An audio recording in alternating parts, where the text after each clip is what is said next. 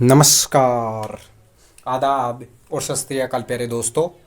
आज अपन बात करने वाले हैं बौद्ध धर्म के बारे में। बौद्ध धर्म अपना जो टॉपिक है वो काफ़ी बड़ा टॉपिक है, काफ़ी लंबा टॉपिक है। लोग तो पीएचडी भी कर लेते हैं बौद्ध धर्म के ऊपर। तो ये कोई छोटा मोटा टॉपिक तो है नहीं जिस पर अपन थोड़ी सी चर्चा कर लें और अपना काम चल जाए। हालांकि मैं आपको इस धर्म के बारे में बहुत सारी चीज़ें क्लियर कर दूंगा। उससे ज़्यादा यदि आपको जानने का हो तो आप किसी एक स्पेशल बुक से पढ़ सकते हैं। ठीक है, मैं एग्ज़ाम की दृष्टि से आपको बता दूंगा। एग्ज़ाम जैसे कि आप मान के चलिए, आपकी लगभग एग्ज़ाम जो इंडिया में गवर्नमेंट एग्ज़ाम होती है उन सभी के अंदर जो आता है वो मैं आपको यहाँ पर बौद्ध धर्म के बारे में बता दूंगा। ठीक है, बौद्ध धर्म, इसके उदय के पीछे एक आदमी का हाथ है, एक व्यक्ति का हाथ है जिसे सिद्धार्थ के नाम से जाना जाता है। तो सिद्धार्थ, जिसे बाद में महात्मा बुद्ध के नाम से जाना गया, एक तो ये व्यक्ति है। इस व्यक्ति की पूरी चर्चा करेंगे, इनके जीवन परिचय को जानेंगे और किस तरीके से बचपन में ही कालदेव और कौंडिन्य नाम के कुछ साधुओं ने पहले ही इनके बारे में ये बता दिया कि ये व्यक्ति जो है वो बहुत बड़ा आदमी बनेगा, चाहे वो सम्राट बन सकता है, चाहे वो सन्यासी बन सकता है। तो इस तरीके से इनके बचपन के बारे में बहुत सारी चीज़ें हैं, बहुत सारी घटनाएं हैं जो हमें जाननी चाहिए। फिर बाद में अपन चर्चा करेंगे इस व्यक्ति के द्वारा स्थापित किया गया धर्म, जिसे अपन बौद्ध धर्म कहते हैं। उस समय क्या कंडीशन रही होगी, कैसी सिचुएशन रही होगी कि लोग ब्राह्मण धर्म के थे फिर भी इस धर्म को अपना लेते हैं। उसके पीछे, इस धर्म को अपनाने के पीछे क्या कारण रहा होगा। तो इस धर्म को अपनाने के पीछे क्या कारण रहा, उस कारण की अपन चर्चा करेंगे। इस धर्म के उदय के कारण क्या रीजन था कि बौद्ध धर्म के जो बौद्ध धर्म को अपनाया गया लोगों द्वारा, तो वो सारे तथ्य अपन जानकारी लेंगे। फिर अपन बौद्ध धर्म में महात्मा बुद्ध की मृत्यु के बाद में कुछ बौद्ध संगीतियाँ होती है, बड़े बड़े बौद्ध सम्मेलन होते हैं जिन सम्मेलनों के अंदर कई सारे काम किए जाते हैं। वो बौद्ध सम्मेलन कितने हुए थे? टोटल 6 हुए थे। टोटल 6 बौद्ध संगीतियाँ हुई। टोटल कितनी हुई? 6। हालांकि हमारे एग्जाम की दृष्टि से 4 ही इंपॉर्टेंट होती है, लेकिन फिर भी अपन 6 को देखेंगे इसलिए कि हमारा कोई पॉइंट छूट नहीं चाहिए। एग्जाम यदि हो रही है तो उसके अंदर कोई दिक्कत ना आए, इसलिए अपन 6 संगीतियों के बारे में अच्छे तरीके से जानकारी इकट्ठा करेंगे। ठीक है, इसके बाद में बौद्ध धर्म का विभाजन भी होता है। इन्हीं बौद्ध सम्मेलनों के अंदर हमें देखने को मिलता है कि बौद्ध धर्म का विभाजन हो जाता है। बौद्ध धर्म का विभाजन या फिर इसकी शाखाओं के बारे में बात करेंगे। हीनयान, महायान, ठीक है, वज्रयान, कई सारी शाखाएं हमें देखने को मिलेगी। उन शाखाओं की अपन चर्चा करेंगे। फिर अपन अगली चर्चा करेंगे अपनी बौद्ध धर्म से संबंधित सिद्धांतों की। ठीक है, बौद्ध धर्म के जो इंपॉर्टेंट सिद्धांत एवं शिक्षाएं, ठीक है, इन सिद्धांत और शिक्षाओं की चर्चा करेंगे जिसे अपन एक अलग टॉपिक के अंदर पढ़ेंगे। इसका एक अपन अलग टॉपिक बना लेंगे, बौद्ध धर्म के अंदर सारी जानकारी ले लेंगे। इस टॉपिक को अपन छोड़ देंगे, जिसको अपन एक अलग बौद्ध दर्शन नाम से पढ़ेंगे और उसके अंदर इसके बारे में पूरी चर्चा करेंगे। क्योंकि इस पर भी कम से कम भी ये मान के चलिए 2-2.5 घंटे तो आराम से लग जाएंगे इस केवल और केवल बौद्ध धर्म के सिद्धांत और शिक्षाओं को जानने में।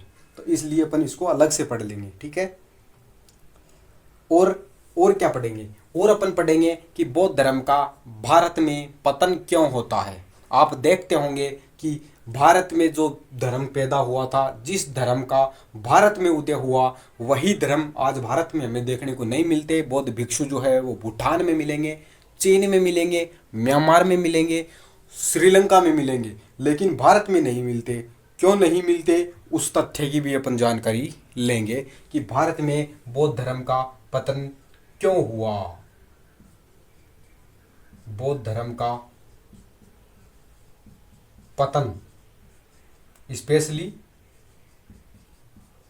भारत के अंदर, तो ठीक है, बौद्ध धर्म का पतन क्यों हुआ इस बारे में भी अपन चर्चा करेंगे।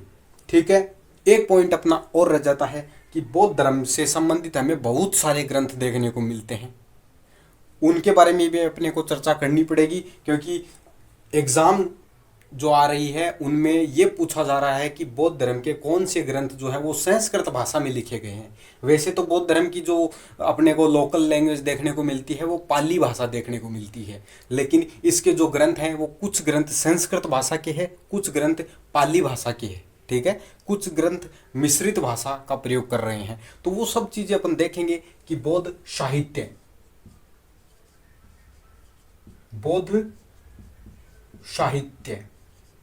और बौद्ध साहित्य पर भी अपन बढ़िया तरीके से जानकारी लेंगे, जो हमारी एग्जाम की दृष्टि से इम्पोर्टेंट होगा।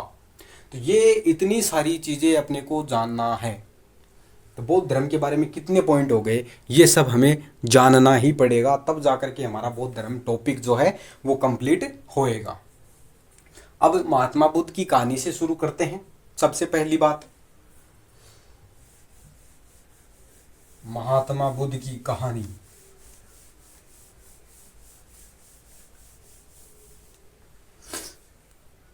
महात्मा बुद्ध बोल दो या फिर इन्हीं को आप गौतम बुद्ध बोल दो, एक ही व्यक्ति के कई सारे नाम हैं, ठीक है। गौतम बुद्ध, इनका जो जन्म है वो 563 ईसा पूर्व होता है, 563 बीसी, बिफोर क्राइस्ट, ईसा पूर्व, 563 बीसी पहले इनका जन्म हुआ, और इनकी जो मृत्यु है वो 483 बीसी में होती है, लगभग 80 वर्ष की उम्र में, 483 बीसी ये इनकी जो है जन्म की तारीख है। याद रखना, 563 बीसी में महात्मा बुद्ध गौतम बुद्ध का जन्म हो रहा है और 483 बीसी के अंदर इनकी मृत्यु होती है, ठीक है। तो ये सब चीजें आपको पता होगा। बीसी एडी ये क्या होता है आपको पता होगा, नहीं पता है तो आप ये देख लीजिए, ये लाइन है, यहां पर ईसा मसीह का जन्म हो रहा है, ठीक है, ईसा मसीह का जन्म, ठीक है। आज क्या चल रहा है, आज अपना 2025 चल रहा है, ठीक है, 2025 चल रहा है। मैं बात कब की कर रहा हूं, ईसा मसीह के जन्म से कितने साल पहले, 563 साल पहले की बात कर रहा हूं, जब गौतम बुद्ध का जन्म हुआ था। और फिर आगे चलते चलते चलते चलते लगभग 80 वर्ष, 483 बीसी, ठीक है, 483 बीसी तक इनका 80 वर्ष का इन्होंने जो जीवन है वो व्यतीत किया था गौतम बुद्ध ने। तो ये इस तरीके से अपना कैलेंडर चलता है, ठीक है। अब ये मत सोचना कि 563 में पैदा हो रहा है वो व्यक्ति 483 में क्यों मर रहा है, तो वो ये इस वजह से मर रहा है क्योंकि 563 वर्ष पहले गौतम बुद्ध का जन्म हुआ था और 483 वर्ष पहले जो 20 ईसा पूर्व है वो इनकी मृत्यु होती है, ठीक है। इसलिए इसका ये प्रयोग किया जाता है। ये छोटी छोटी चीज़ें हैं, लोगों को पता नहीं होता, छोटी क्लास वालों को तो पक्का ही पता नहीं होता, इसलिए बता दिया है। तो गौतम बुद्ध का जन्म 563 बीसी में जन्म हुआ, 483 बीसी के अंदर इनकी मृत्यु होती है। इनका जो जन्म हुआ था, वो हुआ था कपिलवस्तु में, ठीक है। कपिलवस्तु की बात कर लो या फिर शाक्य गणराज्य की बात कर लो, कपिलवस्तु की बात कर लेते हैं। कपिलवस्तु ये एक राजधानी हुआ करती थी, जिस तरीके से भारत की राजधानी दिल्ली है, राजस्थान की राजधानी जयपुर है, बिहार की राजधानी पटना है, ठीक है। तो महाराष्ट्र की राजधानी हमें मुंबई देखने को मिलती है, ठीक है। हर जगह की एक राजधानी होती है। उसी तरीके से कपिलवस्तु भी उस समय एक राजधानी हुआ करती थी। और किसकी राजधानी थी ये राजधानी थी शाक्य गणराज्य की, शाक्य गणराज्य, एक शाक्य गणराज्य था, उस शाक्य गणराज्य की राजधानी हुआ करती थी कपिलवस्तु, ठीक है। और शाक्य गणराज्य के एक प्रधान थे, मुख्य प्रधान, या फिर उन्हें अपन राजा के रूप में भी देखते हैं, ठीक है। तो शाक्य गणराज्य के जो प्रधान थे वो कौन थे, शुद्धोधन, शुद्धोधन, ठीक है। तो शाक्य गणराज्य के प्रधान हुआ करते थे शुद्धोधन, ठीक है। तो ये शुद्धोधन कौन है? यही हमारे गौतम बुद्ध के पिताजी थे, शाक्य गणराज्य के राजा के रूप में, शाक्य गणराज्य के प्रधान के रूप में इनको जाना जाता है। ठीक है। कपिल वस्तु के अंदर भी एक स्थान पड़ता है, स्पेशली लुम्बिनी। लुम्बिनी, ठीक है, लुम्बिनी। ये जो क्षेत्र है वो नेपाल के तराई क्षेत्र में पड़ता है। ठीक है, नेपाल के तराई क्षेत्र में, ये तराई क्षेत्र है, वृष्टि छाया क्षेत्र। ठीक है, तराई क्षेत्र कहाँ का? नेपाल का। नेपाल का तराई क्षेत्र माना जाता है। उस समय तो कोई बॉर्डर था नहीं, नेपाल देश भी नहीं था उस समय। ठीक है, भूटान भी नहीं था, बांग्लादेश भी नहीं था, सब कुछ मिक्स था। जो जीता वही सिकंदर, वो कहानी थी। जिसने जहाँ पर कब्जा किया वो चल रहा था। तो ये जो नेपाल का तराई क्षेत्र था, उस क्षेत्र में ये लुम्बिनी क्षेत्र पड़ता है। वहाँ पर हमारे गौतम बुद्ध का जन्म हुआ था। कपिल वस्तु में ये जगह पड़ती है लुम्बिनी। और कपिल वस्तु जो है वो शाक्य गणराज्य की राजधानी थी। और शाक्य गणराज्य के जो प्रधान थे वो कौन थे? शुद्धोधन थे। तो गौतम बुद्ध के पिताजी कौन हुए? पिता और माता। ठीक है, पिता तो हुए शुद्धोधन। शुद्धोधन कौन थे? शाक्य गणराज्य के प्रधान, मैंने बता दिया है यहाँ पे। ठीक है, माता जी कौन थी? माता जी को महामाया के नाम से जाना जाता है। महामाया, इन्हीं को माया देवी भी कहा जाता है। माया देवी, ठीक है, इन्हीं को माया देवी के नाम से भी जाना जाता है। दोनों एक ही नाम है। ठीक है, महामाया मान लो या फिर माया देवी मान लो।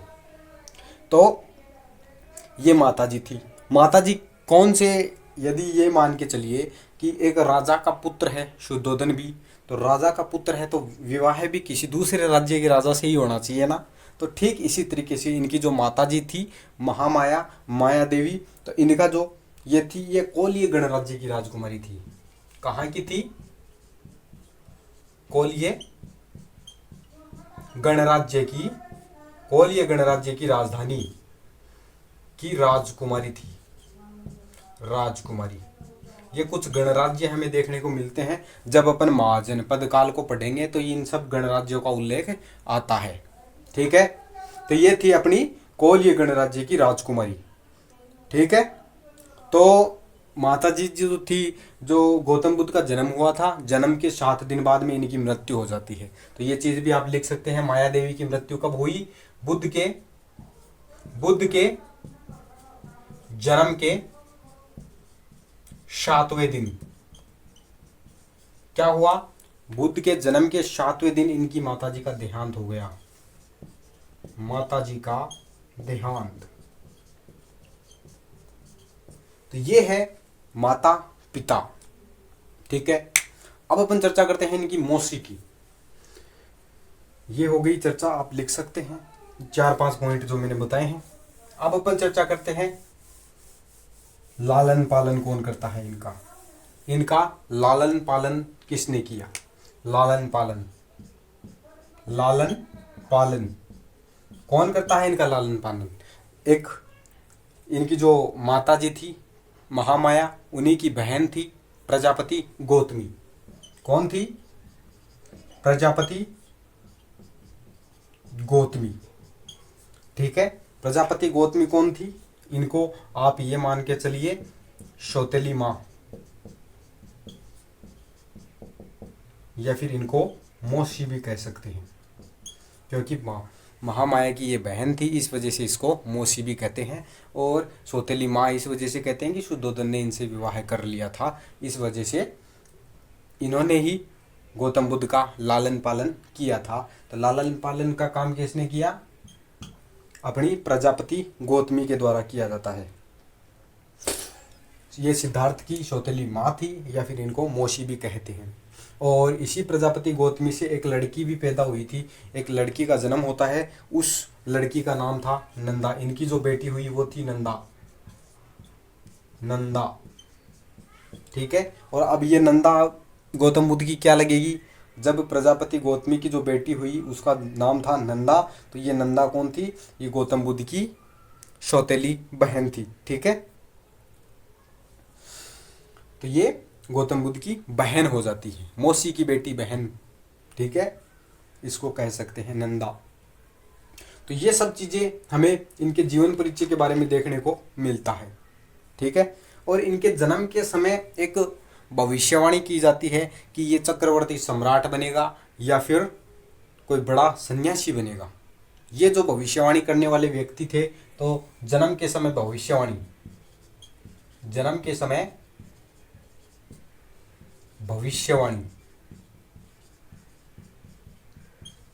करने वाले व्यक्ति कौन थे?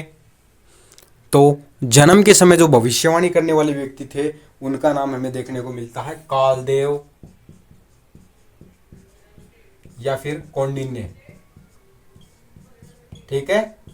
कालदेव या फिर कौंडिन्य हमें देखने को मिलते हैं जिन्होंने गौतम बुद्ध के जन्म के समय भविष्यवाणी की थी। और क्या भविष्यवाणी की थी कि या तो ये व्यक्ति बहुत बड़े चक्रवर्ती सम्राट बनेंगे या फिर ये बहुत बड़े सन्यासी बनेंगे। तो ये सब चीज़ें कालदेव और कौंडिन्य के द्वारा इनके पिताजी शुद्धोधन को बताया जाता है, ठीक है।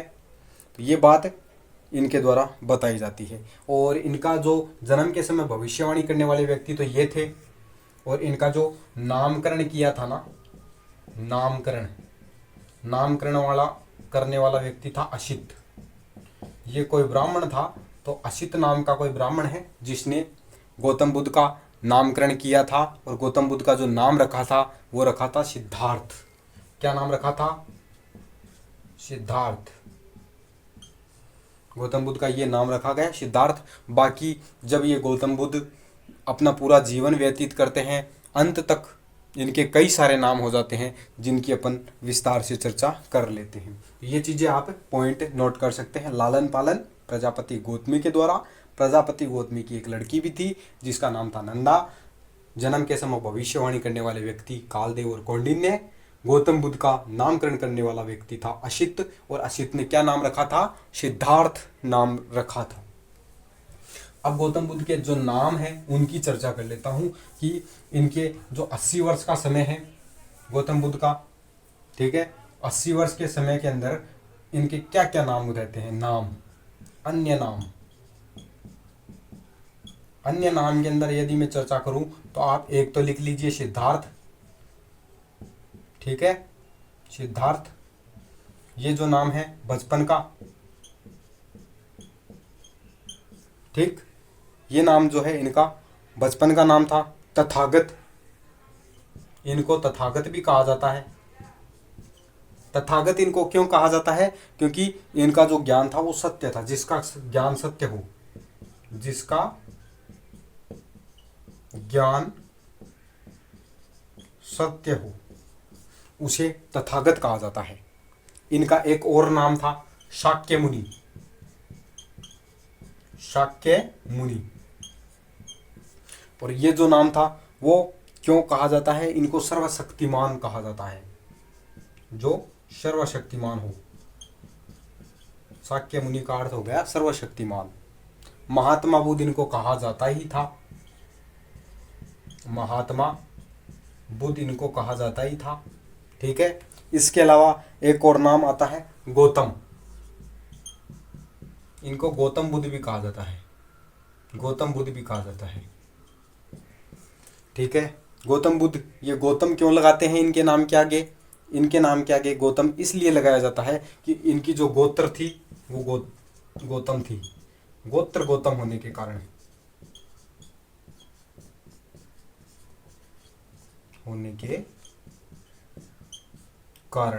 तो ये इनके इतने सारे नाम हो जाते हैं। तो ये सब चीज़ें आप नोट कर सकते हैं गौतम बुद्ध के बारे में। तो ये इनके इतने सारे नाम हो जाते हैं गौतम बुद्ध के, जिनकी हमें चर्चा कर लेनी चाहिए। तो ये सब चीज़ें आप नोट कर सकते हैं। और इनकी जो भविष्यवाणी, जो कालदेव और कौंडिन्य ने जो भविष्यवाणी कर दी थी कि ये व्यक्ति या तो बड़ा सन्यासी बनेगा या फिर ये चक्रवर्ती सम्राट बनेगा। बचपन से ही ये व्यक्ति जो था वो चिंतनशील था। गौतम बुद्ध जो था वो बचपन से ही चिंतनशील हुआ करते थे।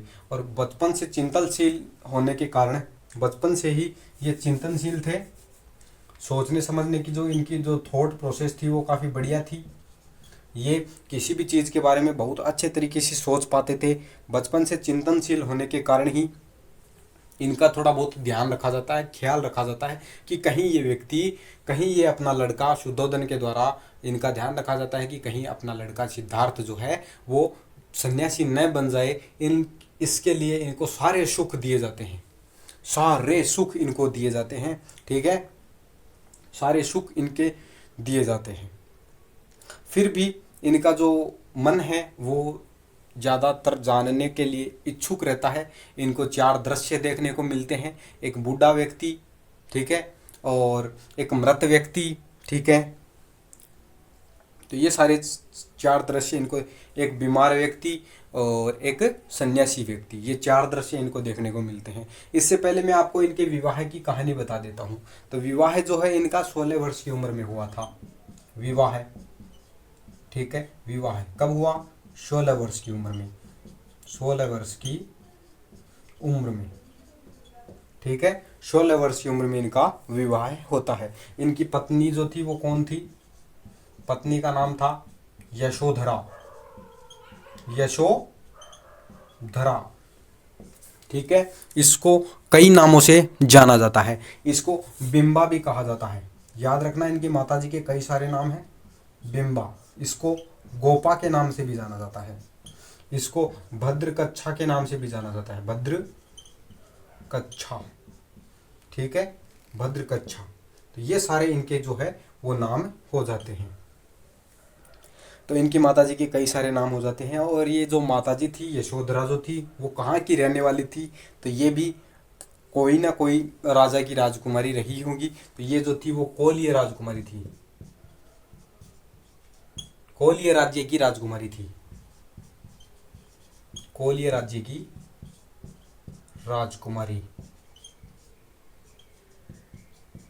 यशोधरा कोलीय राज्य की राजकुमारी हुआ करती थी। विवाह के लगभग ये मान के चलिए इनको जो पुत्र प्राप्ति होती है वो कब होती है? इनको जो पुत्र प्राप्ति होती है वो होती है 28वें वर्ष। तो इनको पुत्र की प्राप्ति कब हुई? 28वें वर्ष पुत्र प्राप्त, ठीक है, पुत्र प्राप्ति होती है। पुत्र का नाम जो रखा जाता है राहुल। तो ये सब चीजें आप याद रख सकते हैं, फैक्ट के तौर पर याद रख सकते हैं। पुत्र का नाम जो है वो राहुल रखा गया। 28वें वर्ष इनके पुत्र होता है। गौतम बुद्ध के बारे में ये सब चीजें आप नोट कर सकते हैं। अब इनके ग्रह त्याग की चर्चा करते हैं। ये तो थी सामान्य जानकारी जो आपको पता होना ही चाहिए। अब अपन इनके ग्रह त्याग की कहानी की चर्चा करते हैं। ग्रह त्याग, इनका जो ग्रह त्याग है गौतम बुद्ध का ग्रह त्याग, ठीक है। ग्रह त्याग की चर्चा की जाए तो इन्होंने जब ग्रह त्याग किया था उससे पहले ये राज्य में घूमने के लिए निकले थे। बताया जाता है कि गौतम बुद्ध जब घूमने के लिए अपने जो घोड़ा और सारथी था, ठीक है, उनके साथ में घूमने के लिए निकलते हैं तो इन्होंने 4 दृश्य देखे थे। 4 मोटे मोटे इन्होंने दृश्य देखे। एक तो था मृत व्यक्ति, मृत व्यक्ति। इनको रास्ते में कौन कौन मिले? एक मिला मृत व्यक्ति, एक मिला वृद्ध व्यक्ति, एक मिला वृद्ध व्यक्ति, ठीक है। एक और इनको मिलता है बीमार व्यक्ति, बीमार व्यक्ति। और अंत में इन्होंने एक सन्यासी को देखा। सन्यासी को जब अब इन्होंने क्या किया, अपने सारथी जिसका नाम था छंदक, इनका जो सारथी था उसका नाम था छंदक। तो ये अपने सारथी छंदक से पूछते हैं कि ये क्या चल रहा है, यहाँ पर मृत व्यक्ति है तो यहाँ पर भी इन्होंने लोगों को रोते हुए देखा, वृद्ध व्यक्ति को देखा तो ये भी काफ़ी परेशान सा नजर आया है इनको। और जब इन्होंने बीमार व्यक्ति को देखा तो वो भी अपनी तरफ से तड़प रहा था। तो इनके मन के अंदर होता है कि ये सब तो क्या है, मोह माया है, ये सब दुखी हैं, सुखी इनमें से कोई भी नहीं है। बाद में ये जब सन्यासी को देखते हैं तो इनका जो मन है वो विचलित हो जाता है और ये देख पाते हैं कि ये जो सन्यासी है वो काफ़ी शांत है, काफ़ी अच्छा स्वभाव का है और ये व्यक्ति जो है सन्यासी ये अपनी लाइफ में खुश है, इसके किसी भी प्रकार का दुख नहीं है। बाकी 3 व्यक्ति जो थे वो दुखी थे, ये व्यक्ति उनको सुखी नजर आया, इसलिए उन्होंने कहा कि मुझे भी ऐसा ही जीवन व्यतीत करना है। और इन्होंने ग्रह त्याग जो किया वो 29वें वर्ष किया, 29वें वर्ष। तो 29वें वर्ष गौतम बुद्ध ने ग्रह त्याग किया था। रात के समय में इनका जो घोड़ा था, घोड़ा ये अपने घोड़े को लेकर के, घोड़े और सारथी को लेकर के निकलते हैं। ठीक है, घोड़े और सारथी को लेकर के निकलते हैं। और इनके साथ में जो इनका जो सारथी था वो कौन था? इनका जो सारथी था उसका नाम था छंदक। ठीक है, और इनका जो घोड़ा था उसका नाम था कंधक। ठीक है, कंधक या फिर इसको कंथक भी कहा जाता है, कंथक भी कहा जाता है। तो ये इनका घोड़ा था, ये इनका सारथी था। तो घोड़े और सारथी को लेकर के रात के समय में गौतम बुद्ध अपना ग्रह त्याग करते हैं। 29वें वर्ष इनका जो बेटा था वो लगभग 1 साल का हो चुका था। तो 1 साल का बेटा था और घर जो है वो ये त्याग कर देते हैं। और ग्रह त्याग की जो घटना थी उस घटना को महाभिनिष्क्रमण के नाम से जाना जाता है। बौद्ध धर्म के अंदर इनके ग्रह त्याग को महाभिनिष्क्रमण कहा जाता है। आपको जहाँ पर भी ये नाम देखने को मिले महाभिनिष्क्रमण, ये शब्द आपको नहीं मिलेगा। ये जो शब्द है ये नहीं मिलेगा आपको, ग्रह त्याग शब्द नहीं मिलेगा आपको, महाभिनिष्क्रमण शब्द मिलेगा। और उससे ही आपको अनुमान लगाना पड़ेगा कि महाभिनिष्क्रमण क्या है, ग्रह त्याग है। और ग्रह त्याग जो था वो 29वें वर्ष किया जाता है। महाभिनिष्क्रमण इन्होंने कब किया था? 29वें वर्ष किया था। तो ये हो जाती है इनकी ग्रह त्याग की बात। अब अपन ग्रह त्याग के बाद में, महाभिनिष्क्रमण के बाद में, इनका जो महाभिनिष्क्रमण के बाद की जो यात्रा है उसकी चर्चा करते हैं। तो ग्रह त्याग के बाद की यात्रा, ग्रह त्याग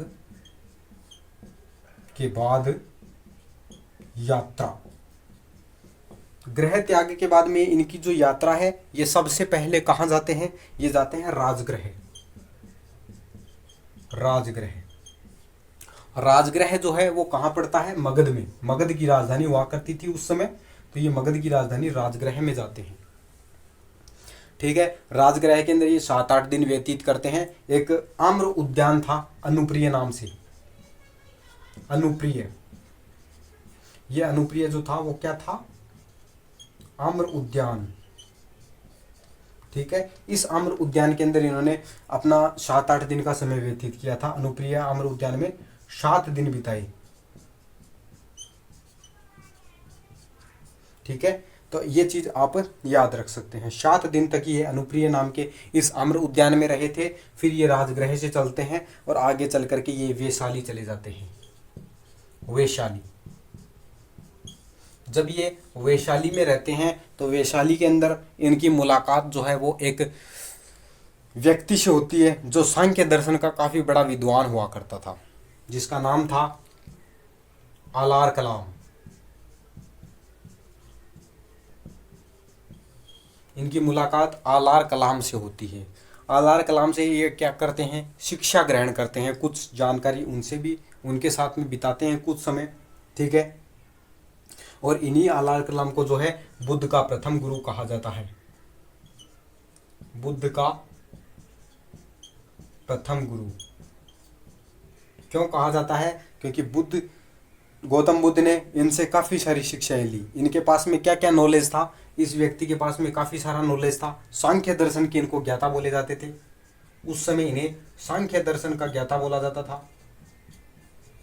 सांख्य दर्शन की इनको जानकारी थी। ठीक है, ये वैराग्य के लिए प्रसिद्ध थे, वैराग्य के लिए प्रसिद्ध जाने जाते थे। ठीक है, ये साधना, किस तरीके से साधना की जाए उनका भी काफ़ी सारा इनके पास में नॉलेज था। तो ये सब शिक्षाएं जो है, ये सारी शिक्षाएं जो है गौतम बुद्ध ने आलार कलाम से ली थी। इसी वजह से आलार कलाम को महात्मा बुद्ध का प्रथम गुरु कहा जाता है। तो ये हो जाती है वैशाली की बात।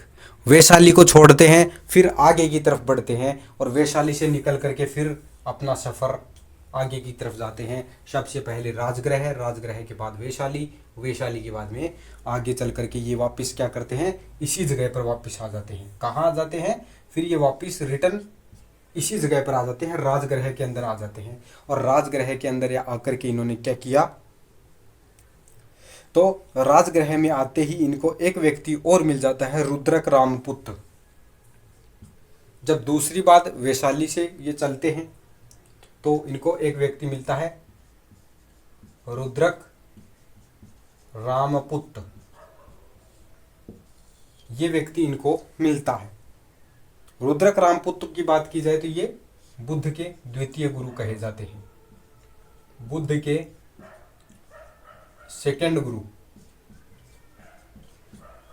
ठीक है, बुद्ध के सेकंड गुरु इनको कहा जाता है। और रुद्रक रामपुत्र से गौतम बुद्ध ने क्या सीखा था, योग सीखा था। क्या चीज सीखी, योग, योग की शिक्षा। ठीक है, योग की शिक्षा ली। तो गौतम बुद्ध ने कौन सी शिक्षा ली, योग की शिक्षा ली रुद्रक रामपुत्र से। इसी वजह से इनको सेकंड गुरु कहा जाता है। तो काफ़ी सारा नॉलेज एक्वायर इन्होंने कर लिया है। आलार कलाम से इन्होंने वैराग्य, साधना, सांख्य दर्शन, इन सब चीज़ों की शिक्षाएं ग्रहण की। वैशाली से बाद में वापस राजगृह आते हैं, राजगृह के अंदर योग की शिक्षा रुद्रक रामपुत्र से लेते हैं और बाद में ये जो है इनके दो गुरु हो जाते हैं।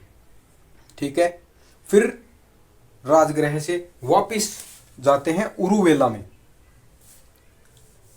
अब मैं आपको एक लाइन से बताता हूँ, क्रम से बताता हूँ ताकि आपको याद करने में दिक्कत ना हो।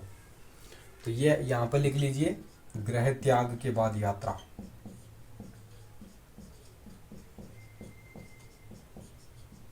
यात्रा। सबसे पहले कहाँ गए, राजगृह। राजगृह के बाद में कहाँ गए, राजगृह के बाद में जाते हैं वैशाली। वैशाली में किनसे मुलाकात हुई, आलार कलाम से। ठीक, वैशाली के बाद में वापस कहाँ जाते हैं, राजगृह में आ जाते हैं। ठीक है, राजगृह में किनसे मुलाकात होती है, रुद्रक रामपुत्र से मुलाकात होती है, रुद्रक रामपुत्र से मुलाकात होती है। राजगृह के बाद में कहाँ जाते हैं, उरुवेला जाते हैं। ठीक है, उरुवेला के अंदर इनकी 5 सन्यासियों से मुलाकात होती है, 5 सन्यासियों से मिले।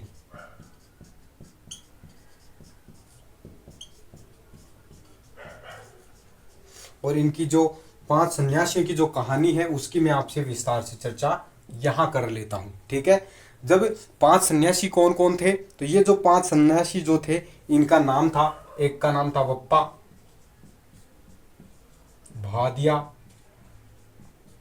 कौंडिन्य,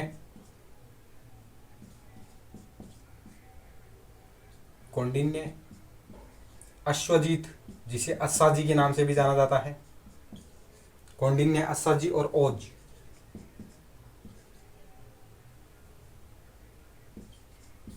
ठीक है, ये इनको 5 सन्यासी मिले थे, 1 2 3 4 5। ये 5 सन्यासी गौतम बुद्ध को कहाँ मिलते हैं, उरुवेला में मिलते हैं। गौतम बुद्ध ने इनके साथ में मिलकर के क्या किया, इनके साथ में तपस्या की, तपस्या। इनके साथ मिलकर के गौतम बुद्ध ने क्या की, तपस्या की। और बाद में जब इनको काफ़ी ज़्यादा अच्छा नहीं लगता, तपस्या करने के बाद में भी इनको ऐसा लगता है कि यहाँ पर मुझे ज्ञान प्राप्त नहीं हो पा रहा है, इनको कुछ कमियां नज़र आती है, जिस वजह से ये क्या करते हैं, इन्होंने तपस्या तो की लेकिन बाद में इस तपस्या को भंग कर देते हैं, तपस्या को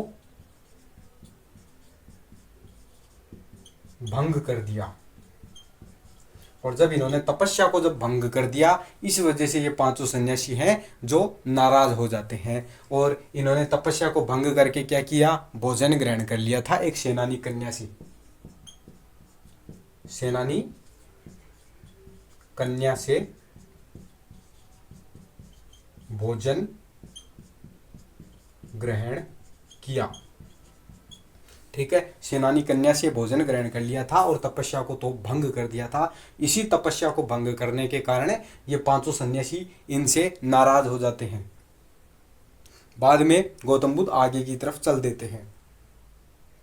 ठीक है, सेनानी जो कन्या थी वो कौन थी? सेनानी कन्या का जो नाम है वो हमें सुजाता देखने को मिलता है, सुजाता। ठीक है, ये वो लड़की थी सुजाता जिसने गौतम बुद्ध को खाना खिलाया था, और गौतम बुद्ध खाना खा करके अपनी तपस्या को भंग करते हैं और यहाँ से निकलते हैं और फिर आगे की तरफ अपने रास्ते हो लेते हैं। और बाद में आगे चल करके ये क्या करते हैं, इनको ज्ञान प्राप्ति होती है। तो ये सब चीजें हमें उरुवेला के अंदर देखने को मिलती है। ठीक है, उरुवेला के बाद में ये कहाँ चले जाते हैं? बोध गया में, बोध गया में। ठीक है, और बोध गया में क्या होता है, इनको ज्ञान प्राप्त हुआ।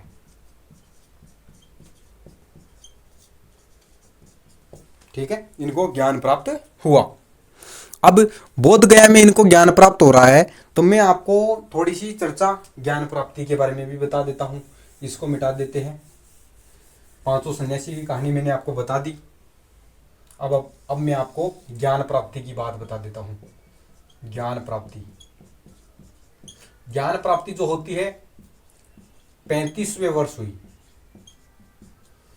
29वें वर्ष इन्होंने ग्रह त्याग किया था, 35वें वर्ष इनको ज्ञान प्राप्त होता है। कितने साल लग गए आप जोड़ सकते हैं। ठीक है, 35वें वर्ष कहां पर हुआ? पीपल के वृक्ष के नीचे, पीपल के वृक्ष के नीचे। जब ये उरुवेला में पांचों सन्यासी से तपस्या भंग कर दी, पांचों सन्यासी नाराज हो जाते हैं। उसके बाद में गौतम बुद्ध जो है वो आगे की तरफ बढ़ते हैं और ज्ञान प्राप्ति के लिए आगे बढ़ जाते हैं। निरंजना नदी के किनारे पर एक नदी थी, निरंजना नदी, निरंजना नदी। तो निरंजना नदी के किनारे पर तपस्या करने के लिए बैठते हैं और पीपल के वृक्ष के नीचे बैठे थे। और जिस दिन इनको ज्ञान प्राप्ति हुई थी वो दिन था वैशाख पूर्णिमा। ठीक है, वैशाख पूर्णिमा, वैशाख पूर्णिमा का दिन था जिस दिन इनको ज्ञान प्राप्ति होती है। वैशाख पूर्णिमा के दिन इनको ज्ञान प्राप्ति होती है। निरंजना नदी के किनारे पर पीपल के वृक्ष के नीचे बैठ करके ये ज्ञान प्राप्त कर रहे थे। और ज्ञान प्राप्ति के लिए ये मान के चलिए, ये जिस दिन पीपल के वृक्ष के नीचे बैठे थे, तो पीपल के वृक्ष के बैठने के बाद, नीचे बैठने के बाद में लगभग ये 7-8 दिन तक यहाँ पर बैठे रहे थे, तपस्या में लीन रहे थे। और तपस्या में लीन रहने के बाद इनको 7-8 दिन तक ये पीपल के वृक्ष के नीचे ज्ञान प्राप्ति के लिए बैठे रहे।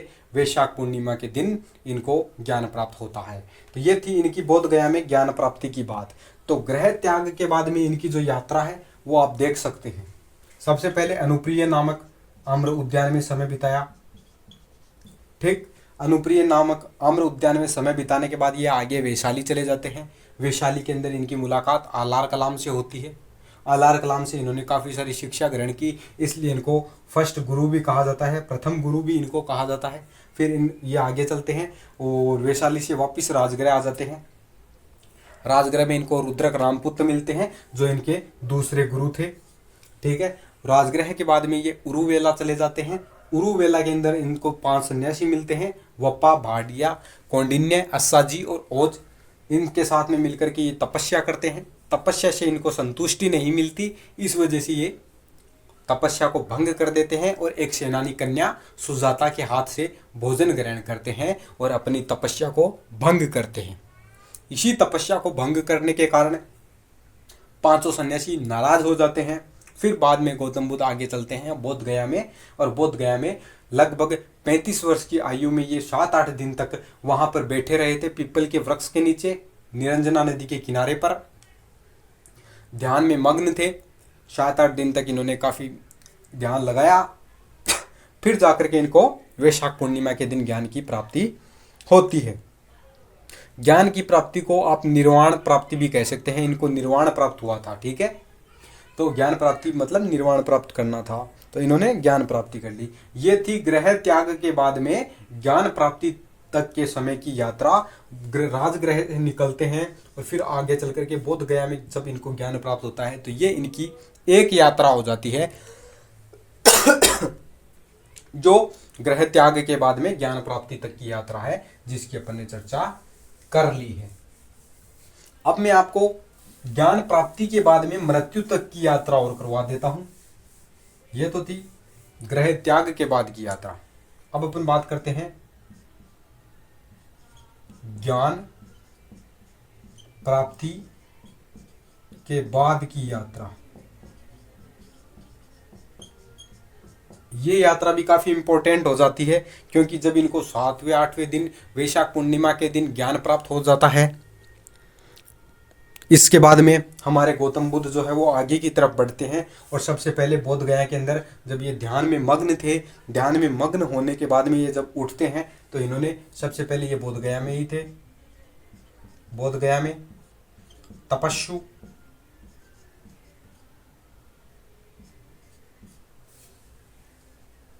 तो ये अपना नाम हो जाता है तपस्सु और मलिक, दो बंजारे थे, ठीक है।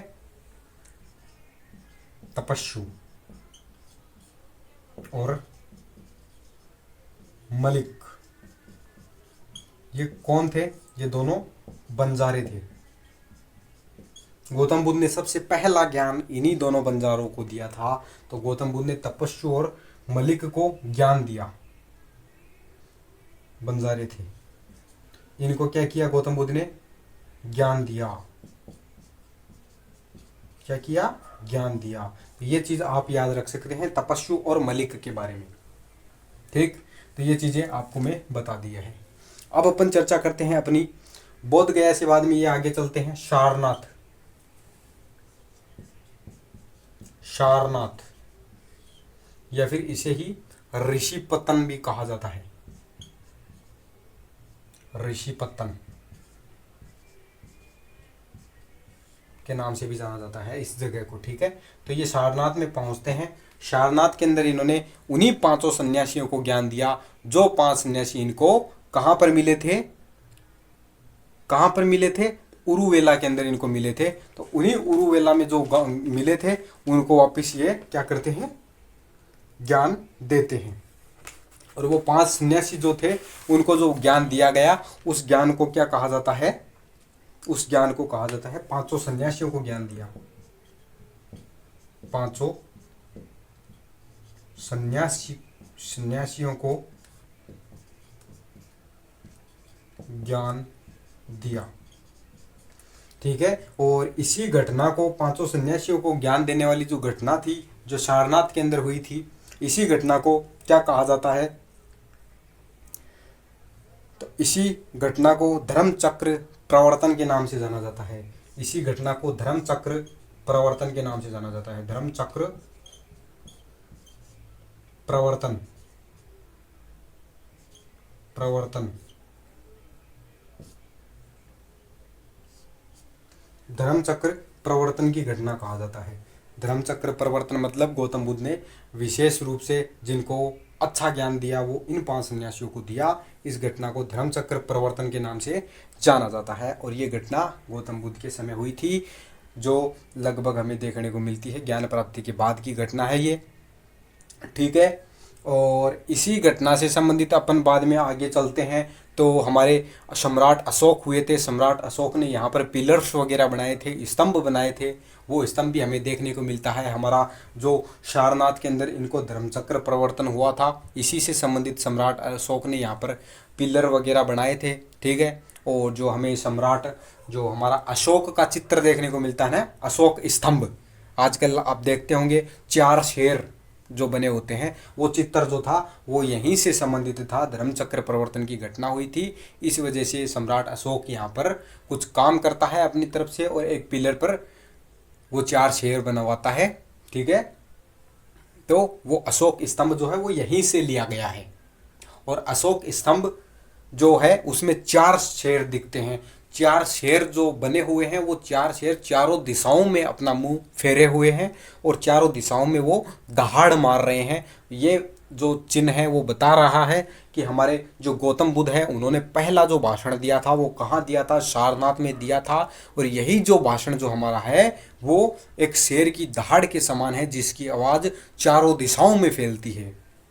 शेर के दहाड़ की समान ये आवाज़ है जो चारों दिशाओं में फैलती है। वही अशोक स्तंभ जो आगे चल करके बनवाया जाएगा, मौर्य काल में बनवाया जाएगा। लगभग ये मान के चलिए 483 बीसी की बात है ना, तो 483 बीसी के बाद में ये मान के चलिए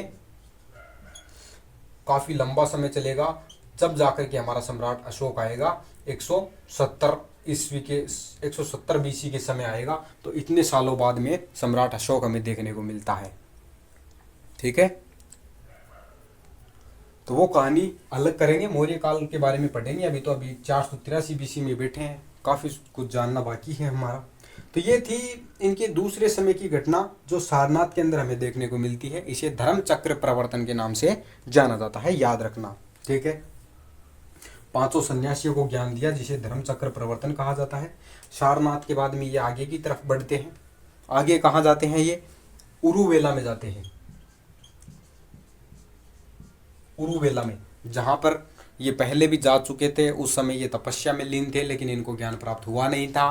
पांचों सन्यासियों के साथ में ये यहाँ पर क्या कर रहे थे? अपनी तपस्या कर रहे थे। ठीक है, तो उस समय ये गए थे। ज्ञान प्राप्ति के बाद में ये वापस उरुवेला जाते हैं।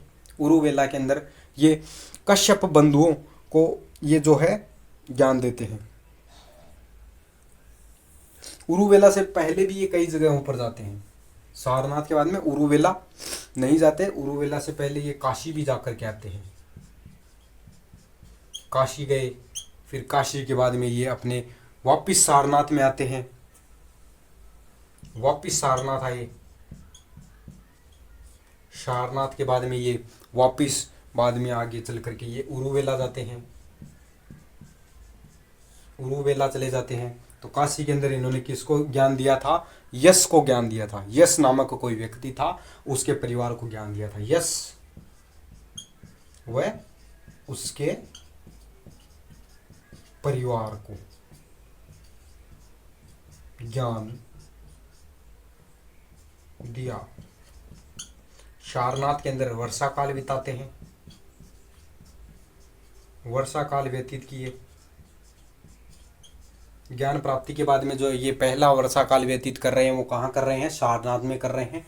आगे चल करके ये उरुवेला में चले जाते हैं। उरुवेला के अंदर इनको कश्यप बंधु मिलते हैं। कश्यप बंधु, कश्यप बंधु ये तीन धनी व्यापारी हुआ करते थे। ये तीन धनी व्यापारी थे। उनका नाम था मुख्य कश्यप, मुख्य कश्यप, नदी कश्यप और एक था गया कश्यप। ये कौन थे? ये कश्यप बंधु जो थे तीन धनी व्यापारी थे।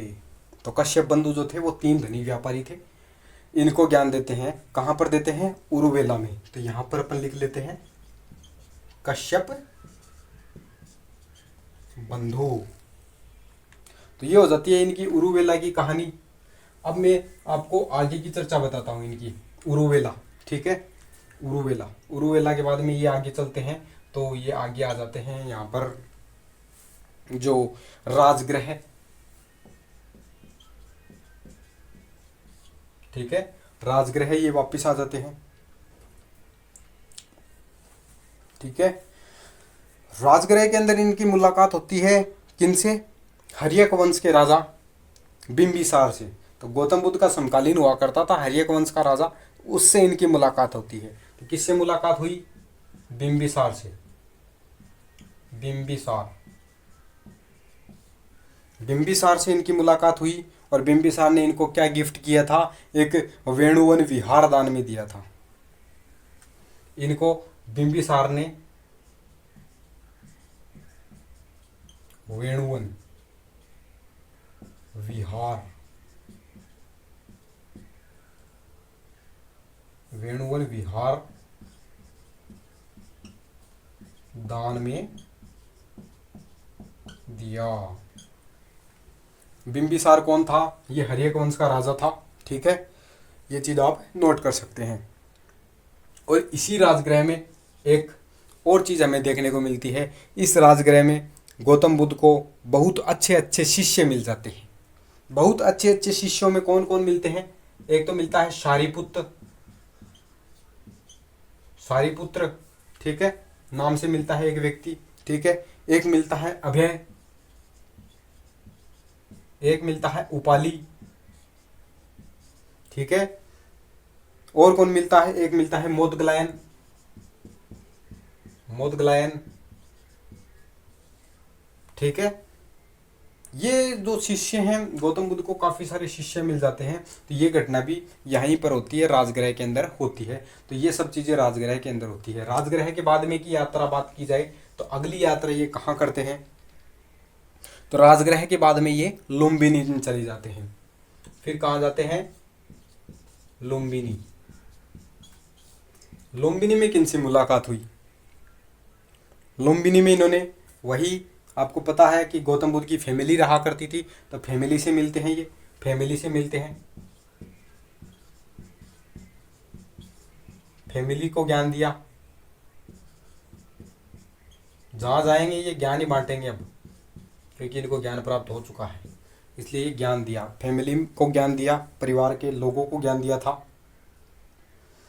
ठीक है, उनको ज्ञान देते हैं या फिर उपदेश देते हैं, ये बात अपन कर सकते हैं। लुम्बिनी के बाद में ये कहाँ जाते हैं? वापिस राजगृह आ जाते हैं। ये कहाँ जाते हैं? राजगृह। लुम्बिनी के बाद में वापिस राजगृह आ जाते हैं। और इनको दो व्यक्ति मिलते हैं। एक व्यक्ति मिलता है जिसका नाम था सुदात। इनको सुदात मिला यहाँ पे। ये कौन था? सुदात या फिर अनाथ पिंडक। ठीक है, ये इनको मिलता है। और सुदात या फिर अनाथ पिंडक जो मिलते हैं, ये इनको एक विहार खरीद करके देते हैं। वो ये जो थे, ये कौन थे? ये व्यापारी थे, व्यापारी। इनके पास में ये जो व्यापारी थे, ये यहाँ के नहीं थे, श्रावस्ती के व्यापारी थे, राजगृह के व्यापारी नहीं थे। इस वजह से ये क्या करते हैं, व्यापारी लोग, ये गौतम बुद्ध को गिफ्ट में एक विहार देते हैं जिसका नाम था जेतवन विहार। जेतवन विहार।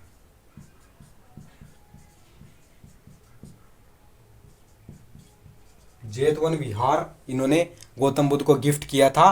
और ये जो जेतवन विहार था, ये किसका था? ये चेतराम का था। चेतराम नाम का कोई व्यक्ति था, उसका ये विहार हुआ करता था।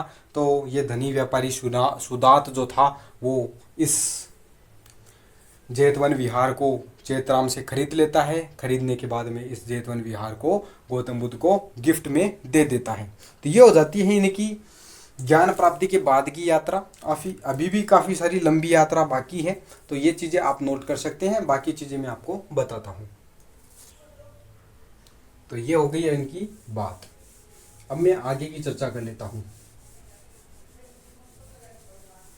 ज्ञान प्राप्ति के बाद में ये काफ़ी जगह घूमते हैं।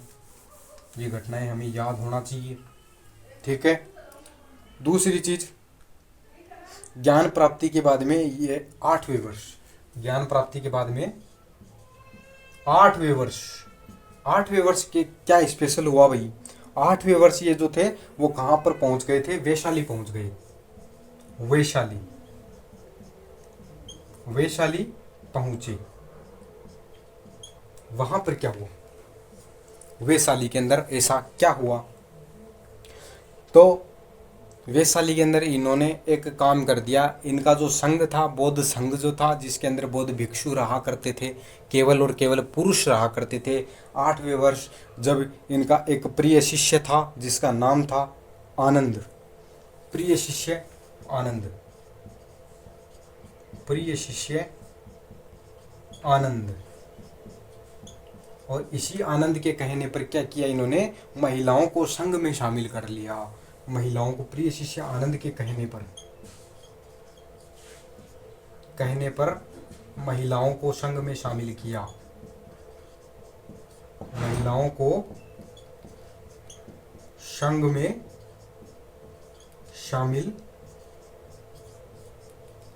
किया। और इनकी जो महिलाओं में संघ में शामिल कर लिया, ये कब किया? ये इन्होंने वैशाली के अंदर किया था 8वें वर्ष आनंद के कहने पर। ठीक है। अब इनके जो संघ में शामिल होने वाले कई सारे व्यक्ति थे। एक तो वैशाली के अंदर ये हैं, तो वैशाली की नगर वधु हमें देखने को मिलती है। ठीक है। सबसे पहले गौतम बुद्ध के संघ में सबसे पहले शामिल होने वाली जो व्यक्ति थी, जो लेडीज थी, वो कौन थी? तो वो प्रजापति गौतमी थी। ठीक है, प्रजापति गौतमी, ये याद रखना। प्रजापति गौतमी जो इनकी सौतेली माँ हमें देखने को मिलती है, वही महिला जो है, जो इनकी माँ थी, सौतेली माँ बोलते हैं या फिर इनको मौसी भी बोलते हैं। तो यही जो थी वो सबसे पहले क्या होता है, फर्स्ट। ठीक है, फर्स्ट जो इनकी शिष्या बनती है, इनके संघ में शामिल होती है। इसके बाद में कई मिलती है, जैसे कि यशोधरा, जानते होंगे यशोधरा इनकी बीवी थी, पत्नी। ये कौन थी? पत्नी। ये कौन थी? मौसी। ठीक है। यशोधरा के बाद में इनकी पत्नी यशोधरा के बाद में हमें आम्रपाली देखने को मिलती है। आम्रपाली ये कहाँ की थी? नगर वधु थी। कहाँ की नगर वधु थी? वैशाली की, याद रख लेना। ठीक है, वैशाली की नगर वधु थी। ठीक है। फिर एक और बनती है क्षेमा। अब आप बोलोगे कि ये नाम आपको जाना पहचाना सा लगेगा अगर आपने हर्यक वंश को पढ़ा होगा तो। क्षेमा या फिर इसी को खेमा के नाम से भी जाना जाता है। ये थी बिंबिसार की पत्नी। बिंबिसार, हर्यक वंश के राजा बिंबिसार की पत्नी। तो ये सब महिलाएं हमें देखने को मिलती है जो गौतम बुद्ध के संघ में सर्वप्रथम मिलती है। सबसे पहले इनकी माँ, जो सौतेली माँ थी, वही मिलती है, प्रजापति गौतमी। उसके बाद में इनकी पत्नी वैशाली की नगर वधु, बिंबिसार की पत्नी खेमा, ये सब इनके संघ में शामिल होती है। और ये घटना जो हुई वो वैशाली जब पहुँचे थे ये, उस समय घटना होती है। ज्ञान प्राप्ति के 8वें वर्ष ये घटना हमें देखने को मिलती है, जब इन्होंने संघ में महिलाओं को शामिल कर लिया और अपने शिष्य के कहने पर ही इन्होंने ऐसा काम किया था। इनका जो प्रिय शिष्य था वो था आनंद, और आनंद के कहने पर ही इन्होंने महिलाओं को शामिल किया था। तो ये घटना हो जाती है ज्ञान प्राप्ति के बाद। ठीक है, ज्ञान प्राप्ति के बाद वैशाली पहुंचे 8वें वर्ष। ठीक है, वैशाली से ये बाद में आगे कहाँ जाते हैं? कौशाम्बी। आगे चले जाते हैं ये कौशाम्बी। ठीक है, कौशाम्बी में चले जाते हैं। और कौशाम्बी में क्या होता है? ये खुद कौशाम्बी में नहीं जाते हैं। कौशाम्बी के अंदर एक हमें चीज देखने को मिल जाती है। वहां का एक राजा था, राजा उदयन। राजा उदयन, राजा उदयन जो था वो गौतम बुद्ध का एक अनुयायी था, जिसका नाम था पिंडोला भारद्वाज। उदयन ने क्या किया? पिंडोला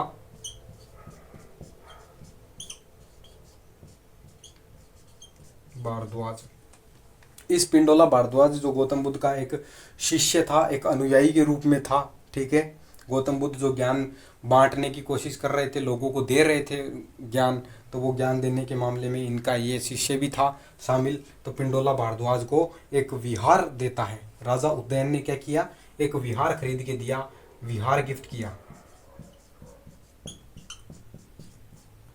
विहार गिफ्ट किया। और वो विहार कौन सा था? उसका नाम था घोषिताराम।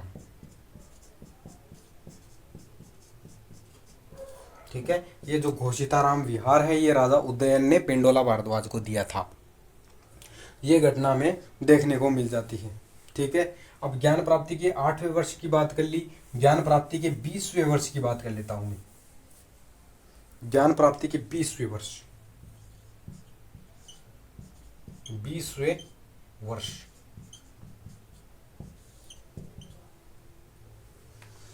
ज्ञान प्राप्ति के 20वें वर्ष। ये कहाँ थे? ये श्रावस्ती में थे। 20वें वर्ष ये कहाँ थे? श्रावस्ती में। यहाँ क्या घटना होती है? तो यहाँ पर अंगुली माल नामक एक डाकू था, उसको इन्होंने अनुयायी बनाया था। अंगुली माल,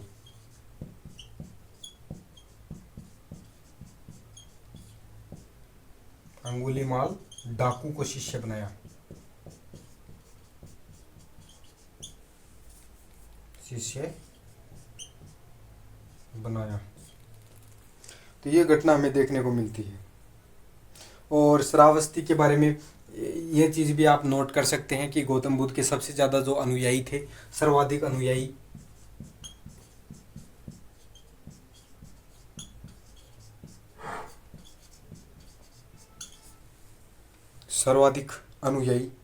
यहीं से थे। सर्वाधिक उपदेश भी गौतम बुद्ध ने यहीं पर दिए थे। तो ये पॉइंट भी आप याद रख सकते हैं। सर्वाधिक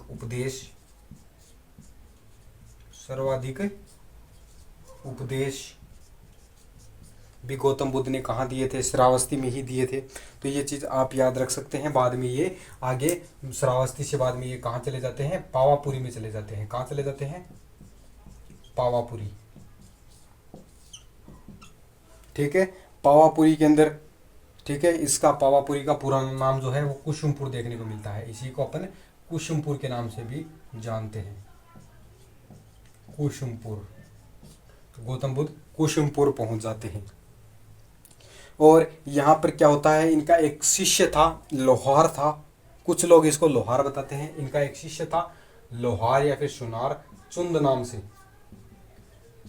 ये कौन था? शिष्य चुंद।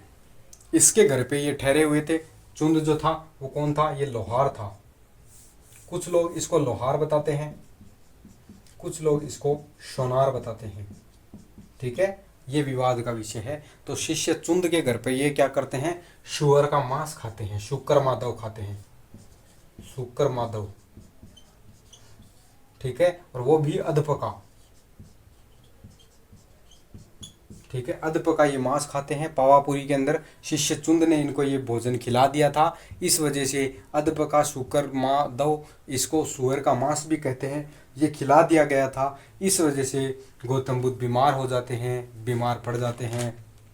और बाद में आगे चल करके इनको क्या हो जाता है? बीमार पड़ जाते हैं। और गौतम बुद्ध को क्या हुआ? शुकर माधव भोजन खाने के कारण डायरिया हो जाता है, अतिसार हो जाता है, अतिसार या फिर डायरिया।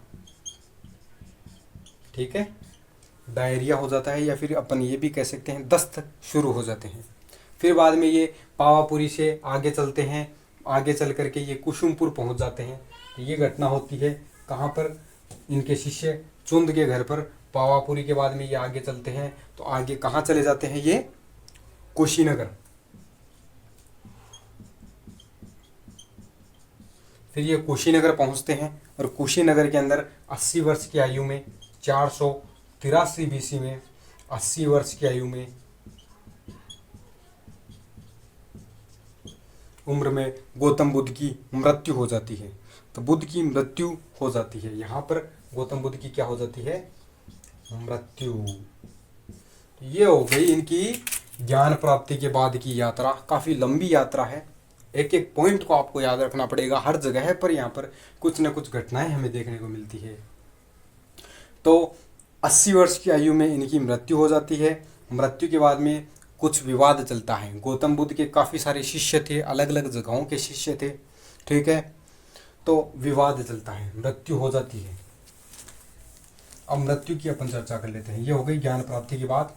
अब हो जाती है महापरिनिर्वाण की बात, मृत्यु की बात। मृत्यु, गौतम बुद्ध की मृत्यु कहाँ हुई? कुशीनगर में। कुशीनगर में 80 वर्ष की आयु में।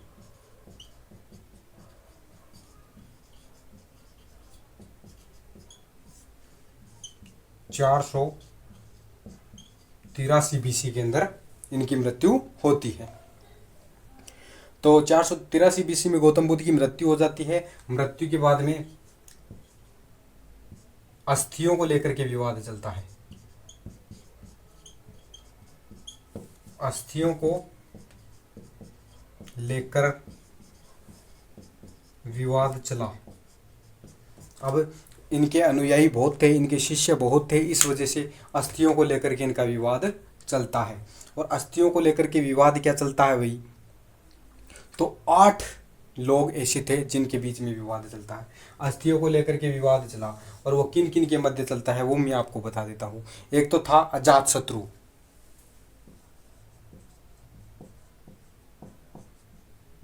अजातशत्रु जो कौन था, मगध का राजा, मगध नरेश।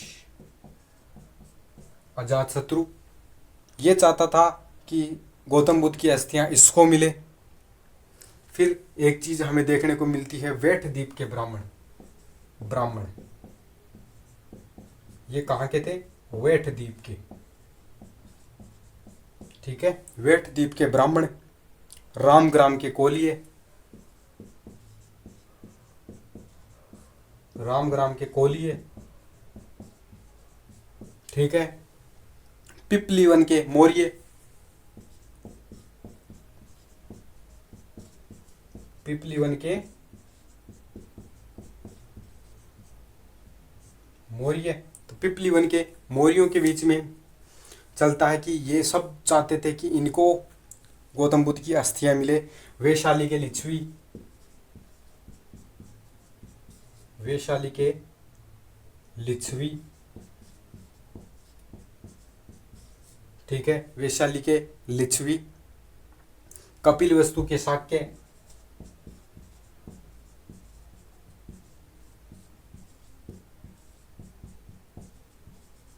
ठीक है, कपिलवस्तु के शाक्य। और कौन थे, अलकप के बुली, अलकप के बुली, ठीक है। और कौन थे, पावा के मल्ल,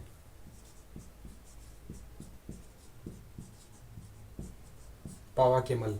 इन 8 लोगों के बीच में विवाद चलता है। 1 2 3 4,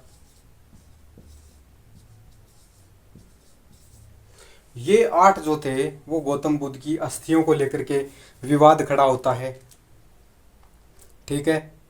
और गौतम बुद्ध की अस्थियों को लेकर के इन सब के बीच में विवाद चलता। बाद में ये लोग क्या करते हैं, आपस में ये क्या करते हैं, बांट लेते हैं। और गौतम बुद्ध ने कहा भी था, जो मेरे शरीर के साथ में होगा वही क्या होगा, मेरे शिष्यों के शरीर के साथ में भी होगा। ये बात गौतम बुद्ध ने कही थी, ठीक है। तो ये बात गौतम बुद्ध ने कही थी कि जो मेरे शरीर के साथ होगा वही मेरे शिष्यों के शरीर के साथ में होगा। मगध नरेश, अजातशत्रु, वेठद्वीप के ब्राह्मण, और रामग्राम के कोलिये, पिपलीवन के मौर्य, वैशाली के लिच्छवी, कपिलवस्तु के शाक्य, अलकप के बुली और पावा के मल्ल, ये सब गौतम बुद्ध की अस्थियों को लेकर के विवाद खड़ा करते हैं। और बाद में गौतम बुद्ध की जो मृत्यु है वो जो अपनी 80 वर्षीय आयु में हो गई थी। तो ये यहाँ पर गौतम बुद्ध की मृत्यु हो जाती है। अब गौतम बुद्ध के कुछ चिन्ह देखने को मिलते हैं, गौतम बुद्ध से संबंधित कुछ साइन, चिन्ह, कुछ चिन्ह, कुछ चिन्ह हमें देखने को मिलते हैं, ठीक है। एक तो कमल और बेल, कमल और बेल। कमल और बेल जो है वो क्या दर्शाते हैं, ये दर्शाते हैं कि गौतम बुद्ध के जन्म, जन्म, गौतम बुद्ध के जन्म को दर्शाते हैं कमल और बेल। घोड़े की बात कर लेते हैं, घोड़ा जिसका नाम क्या था, कंथक, ये ग्रह त्याग को दर्शाता है, त्याग को दर्शाता है, त्याग। बोधि वृक्ष, बोधि वृक्ष ये क्या दर्शाता है, ये निर्वाण को दर्शाता है, ज्ञान प्राप्ति को दर्शाता है, निर्वाण को दर्शाता है। एक है धम्म चक्र प्रवर्तन, धम्म चक्र, धर्म चक्र प्रवर्तन, धर्म चक्र प्रवर्तन। ये किस चीज को दर्शाता है, ये दर्शाता है फर्स्ट, प्रथम उपदेश, किनको दिया था? 5 सन्यासियों को दिया था। ठीक है। फिर एक आता है स्तूप। ठीक है। स्तूप, स्तूप किस चीज को दर्शाता है? मृत्यु को दर्शाता है, मृत्यु को, या फिर परिनिर्वाण। तो ये कुछ सिग्नेचर हैं, कुछ चिन्ह हैं जो गौतम बुद्ध के दर्शाते हैं। आपसे एग्जाम में पूछा जा सकता है कमल और बेल ये बौद्ध धर्म में किस चीज को दर्शाते हैं? तो बौद्ध धर्म में ये जन्म को दर्शाते हैं, गौतम बुद्ध के जन्म को ये दर्शाते हैं। घोड़ा जो है वो त्याग को दर्शाता है। बोधि वृक्ष जो है वो ज्ञान प्राप्ति को दर्शाता है, निर्वाण को दर्शाता है। धर्म चक्र प्रवर्तन ये जो है ये प्रथम उपदेश को दर्शाता है। ये सब चिन्ह हैं जो आपको याद रखने चाहिए। तो ये थी गौतम बुद्ध के जन्म की कहानी। 483 बीसी में इनकी मृत्यु हो जाती है। बहुत सारे लोग इनके अनुयायी बने, चाहे वो हर्यक वंश का राजा हो, चाहे वो अजात शत्रु हो, चाहे कोली गणराज्य के राजा हो, या फिर पिपलीवन के मौर्य हो, लिच्छवी हो, या फिर शाक्य गण के लोग हो, या फिर बुली मल्ल जो भी थे वो सब इनके अनुयायी बनते गए। इनका जो ज्ञान था वो बहुत सरल था। अब मैं आपको बताता हूँ कि बौद्ध धर्म का उदय क्यों हुआ, गौतम बुद्ध के भाषण इतने क्यों प्रचलित हुई, बौद्ध धर्म के उदय के कारण, बौद्ध धर्म के उदय के कारण। सबसे पहली बात सरल था, सरलता। किस तरीके से सरलता देखने की मिलती है? बुद्ध के जो आदर्श थे, बुद्ध के जो सिद्धांत थे वो सब सरल थे, आसान थे। इस धर्म के सभी नियम जो थे वो सरल और तर्क संगत थे। ठीक है। उनके पीछे कोई ना कोई तथ्य होता था, तर्क होता था, तो उनको इसलिए लोगों को समझ में भी आते थे। सारे उपदेश जो थे वो लोकल भाषा में थे, बोलचाल की भाषा में थे। इस वजह से लोगों को अच्छे तरीके से समझ में आता है। ठीक है। बोलचाल की भाषा में ही भाषण दिए गए, इस वजह से लोग अच्छे तरीके से समझ पाए थे। ठीक है। इस धर्म को आसानी से लोग समझ पाए थे। ब्राह्मण धर्म जो था वो काफ़ी जटिल था। एक कमी ये भी हमें देखने को मिलती है कि ब्राह्मण धर्म जटिल था, उसकी तुलना में बौद्ध धर्म काफ़ी सरल था। तो ब्राह्मण धर्म जटिल था, लोग परेशान थे उस धर्म से, इस वजह से इस आसान से धर्म को इन्होंने अपनाना शुरू कर दिया था। ठीक है। तो ये सरलता हमें देखने को मिलती है बौद्ध धर्म के अंदर, चाहे वो उनके सिद्धांत हो, चाहे वो उनके भाषण देने की प्रक्रिया हो, चाहे इनके जो भी कर्मकांड जो थे वो बिल्कुल तर्क संगत थे, एकदम सही थे, सटीक थे। इस वजह से लोग इनको मानते हैं। एक था प्रभावशाली व्यक्तित्व है, प्रभावशाली व्यक्तित्व है, व्यक्तित्व है। किस तरीके से था प्रभावशाली व्यक्तित्व है? आपको पता होगा गौतम बुद्ध जो थे वो इस धर्म के प्रवर्तक हैं, और कोई भी अपना धर्म जो बनाएगा उसके पास में, स्वयं के पास में बहुत सारा नॉलेज होगा। गौतम बुद्ध के पास में बहुत सारा ऐसा नॉलेज था, इन्होंने अपना समय बिताया था ज्ञान प्राप्ति में। इस वजह से इस व्यक्ति के पास में काफ़ी सारा नॉलेज था और उनका प्रभावशाली व्यक्तित्व था। जहाँ पर भी ये जाते थे तर्क संगत बातें करते थे और ब्राह्मणों को ये पछाड़ देते थे तर्कों के मामले में। इस वजह से लोग इनके अनुयायी बनते गए। तो इस तरीके से यहाँ पर प्रभावशाली व्यक्तित्व था गौतम बुद्ध का। और इनके जो शिष्य थे वो भी काफ़ी पॉपुलर शिष्य थे। आनंद, उपाली, मोदगलायन, ये शिष्य भी काफ़ी इनके प्रचलित थे। वो भी काफ़ी विद्वान लोग थे।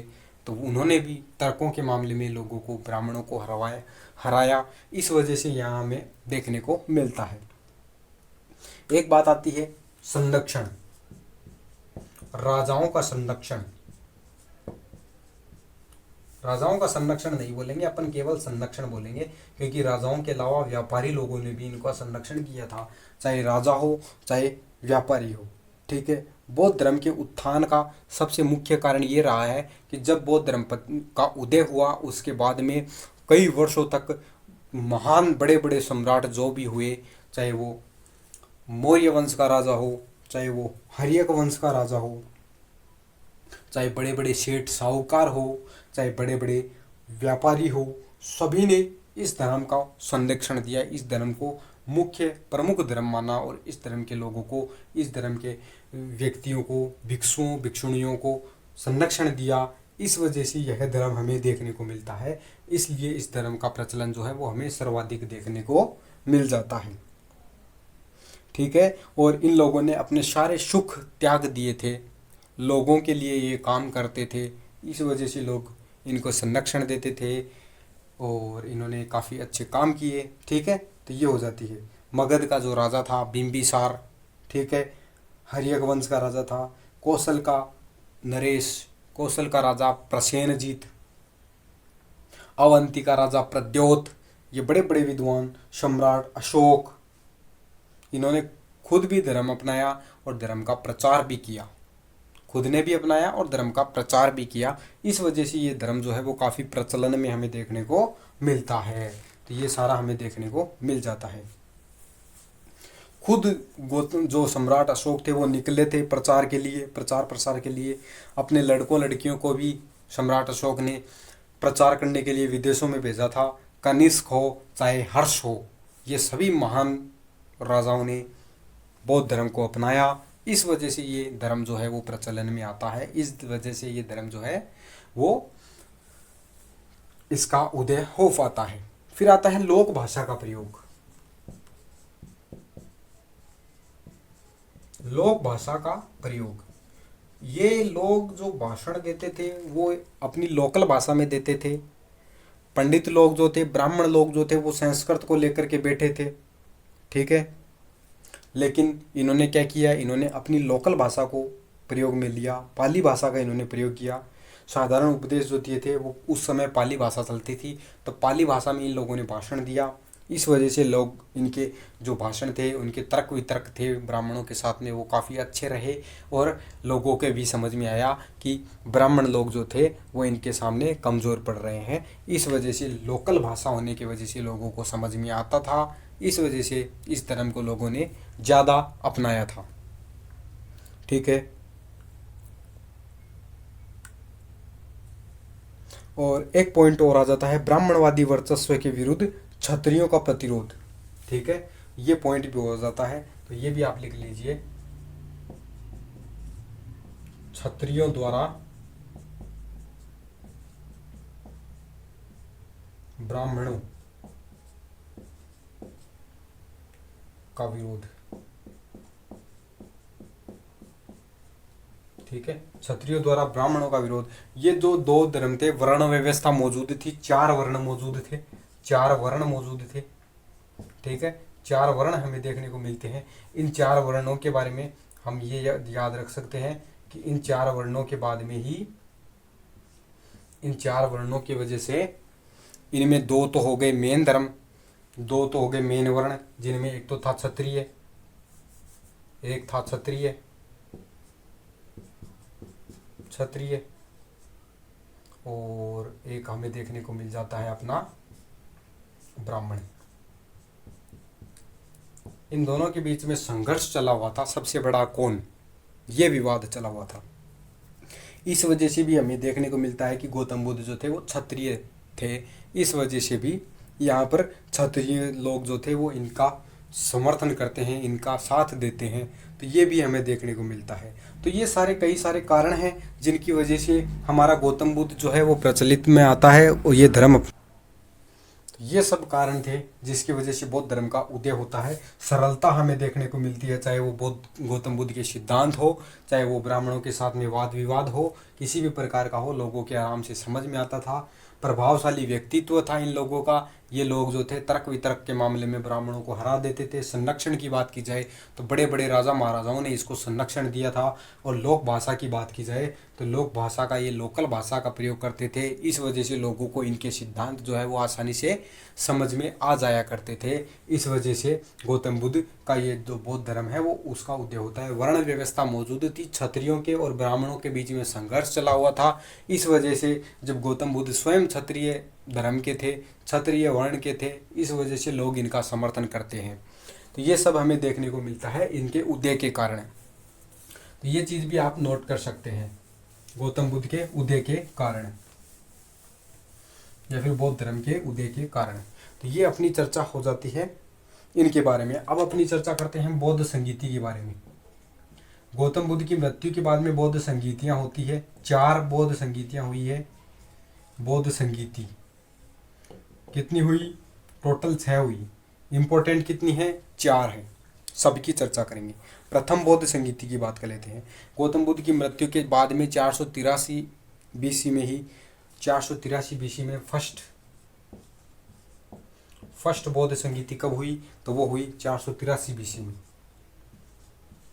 483 बीसी के अंदर यह आयोजित की जाती है।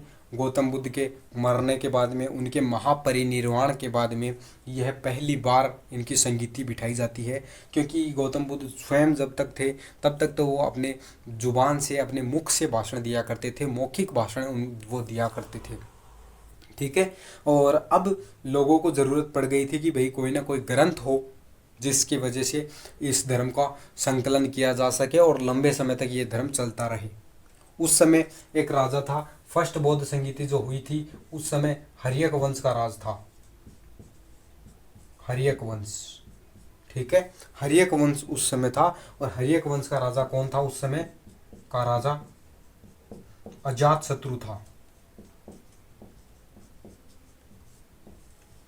जब पहली बौद्ध संगीति हुई, बौद्ध संगीति,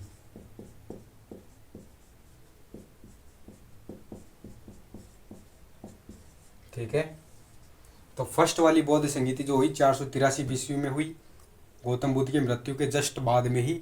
हर्यक वंश का राजा उस समय हुआ करता था अजातशत्रु। अजातशत्रु ने इनको संरक्षण दिया था। ठीक है। और ये राजगृह में हुई थी। ठीक है। ये बौद्ध संगीति कहाँ हुई? राजगृह में। ठीक है। राजगृह में एक गुफा है, सप्तपर्णी गुफा।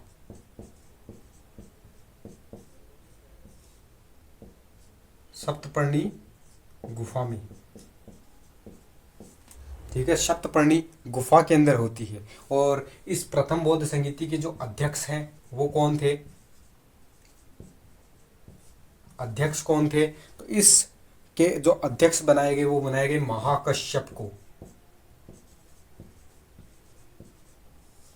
ठीक है। महाकश्यप को इसका अध्यक्ष बनाया गया था। और इस बौद्ध संगीति को क्यों किया गया? इस बौद्ध सम्मेलन को करवाने का मेन उद्देश्य क्या था? हर चीज का कोई ना कोई उद्देश्य होता है। इस संगीति का भी कोई ना कोई उद्देश्य रहा होगा। तो ये काम था बुद्ध की शिक्षाओं को आगे कैसे बढ़ाया जाए, बुद्ध की शिक्षाओं को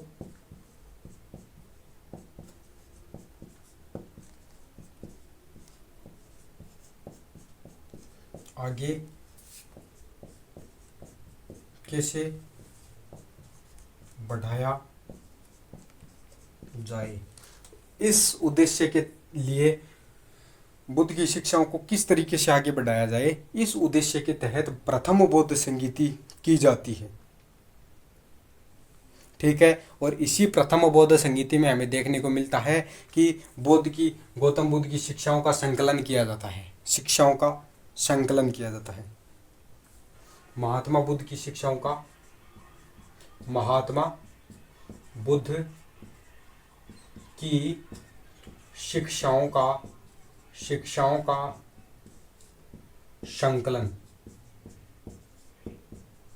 प्रथम बौद्ध संगीति में होता है। ठीक है। उस समय इनका जो, ठीक है, तो इस बौद्ध संगीति का इंपॉर्टेंस ये हो जाता है कि यहाँ पर संकलन किया जाता है। ठीक है। एक सूत पिटक और एक विनय पिटक, दो ग्रंथ लिखे जाते हैं। ठीक है। एक का नाम था सूत पिटक। संकलन किन में किया गया? एक तो किया गया सूत पिटक, एक था विनय पिटक। विनय पिटक, ठीक है, विनय पिटक। ये दो ग्रंथ प्रथम बौद्ध संगीति में लिखे जाते हैं। और इन दो ग्रंथों को लिखने में किन्होंने सहायता की थी? तो इस सूत पिटक को जो लिखा था वो लिखा था आनंद ने। ठीक है। और इस ग्रंथ को जो लिखा था उसको लिखा था उपाली ने। अब ये मत पूछना कि आनंद कौन था और उपाली कौन था, ये गौतम बुद्ध के शिष्य हुआ करते थे। ठीक है। ठीक है। विनय पिटक की यदि चर्चा की जाए तो ये याद रख लेना कि विनय पिटक में आश्रम से संबंधित, संघ से संबंधित नियम बनाए गए थे। और सूत पिटक के अंदर बुद्ध की शिक्षाओं का संकलन किया गया था। जो मौखिक भाषण गौतम बुद्ध ने दिए थे उनका संकलन सूत पिटक में किया गया। और विनय पिटक के अंदर संघ से संबंधित आश्रम से संबंधित जो नियम थे वो बनाए गए थे। तो ये सारी घटनाएं हमें बौद्ध संगीति के बारे में देखने को मिलती है। इतनी चीज़ें आप याद रख सकते हैं। इसका अध्यक्ष महाकश्यप को बनाया गया। इसका उद्देश्य था बुद्ध की शिक्षाओं को आगे कैसे बढ़ाया जाए, इस उद्देश्य के तहत किया गया था। राजगृह की सप्तपर्णी गुफा के अंदर इसका आयोजन किया गया था। और इस बौद्ध संगीति को करवाने वाला व्यक्ति कौन था, तो वो व्यक्ति था हर्यक वंश का राजा अजातशत्रु। इस व्यक्ति ने इस संगीति को संरक्षण दिया था। इस प्रथम बौद्ध संगीति में 2 ग्रंथ लिखे जाते हैं, सूत पिटक और विनय पिटक। इंपॉर्टेंट बात, अभिधम्ब पिटक भी है, वो यहाँ नहीं लिखा गया है, वो आगे चल करके लिखा जाएगा। ठीक है, तो ये सब चीज़ें 483 BC में प्रथम बौद्ध संगीति में हर्यक वंश के काल में होती है। तो ये हो गई अपनी हर्यक वंश के काल की बात, जहाँ पर हमें प्रथम बौद्ध संगीति देखने को मिलती है। याद रखना, प्रथम बौद्ध संगीति कब हुई थी, किस राजा के काल में हुई थी, किस वंश के काल में हुई थी। पूछा जा सकता है कि प्रथम बौद्ध संगीति कौन से राजा के काल में हुई थी, तो बोलना अजातशत्रु, जो कि कौन से वंश का था, हर्यक वंश का था। फिर बात आती है बौद्ध संगीति।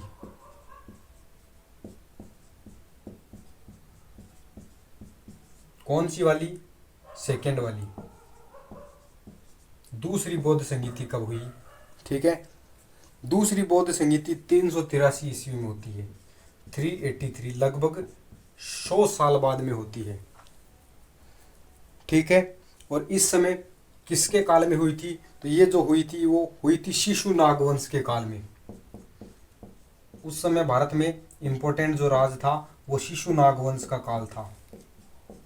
वंश के राजा, शिशु नागवंश के राजा कौन थे, कालाशोक।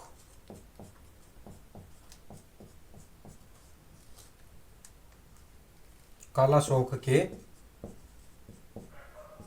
काल में, शिशु नागवंश के राजा कालाशोक के काल के अंदर हमें ये दूसरी बौद्ध संगीति देखने को मिलती है। सेकंड वाली जो है वो आयोजित की जाती है।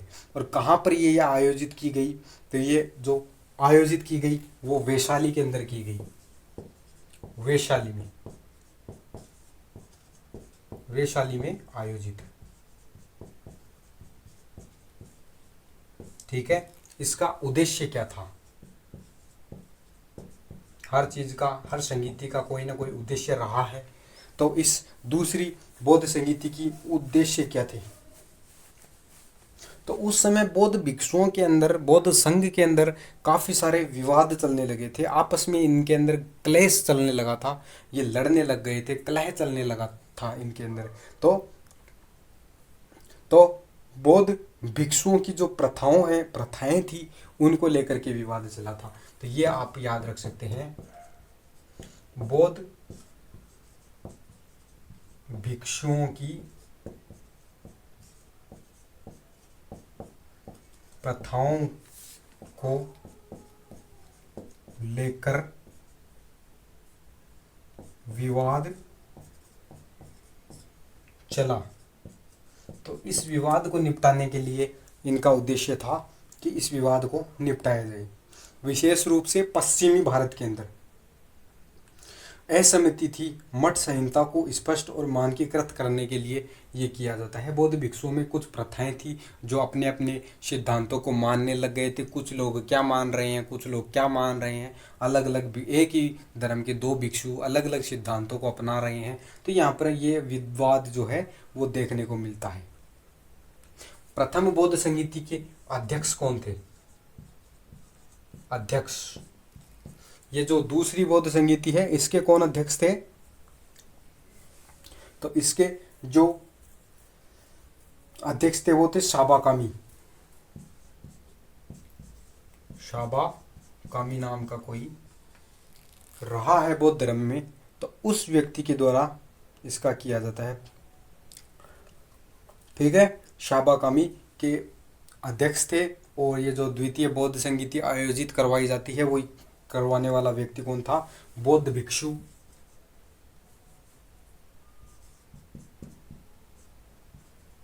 बौद्ध भिक्षु जिसका नाम क्या था, तो उसका नाम देखने को मिलता है यश।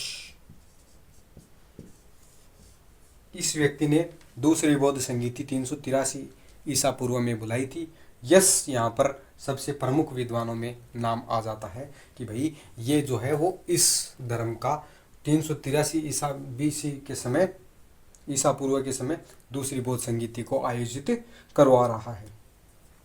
तो ये थी दूसरी बौद्ध संगीति की बात। इसका परिणाम क्या निकला? परिणाम, हर बौद्ध संगीति के बाद में कोई ना कोई परिणाम जरूर निकलता है। जैसे वहाँ पर सूत पिटक और विनय पिटक का संकलन किया गया, ठीक उसी तरीके से बौद्ध संगीति की बात करें तो द्वितीय बौद्ध संगीति के बाद में इसका जो परिणाम निकला वो क्या क्या निकलता है। तो बौद्ध भिक्षु दो समूह में, बौद्ध धर्म दो समूहों में बंट जाता है।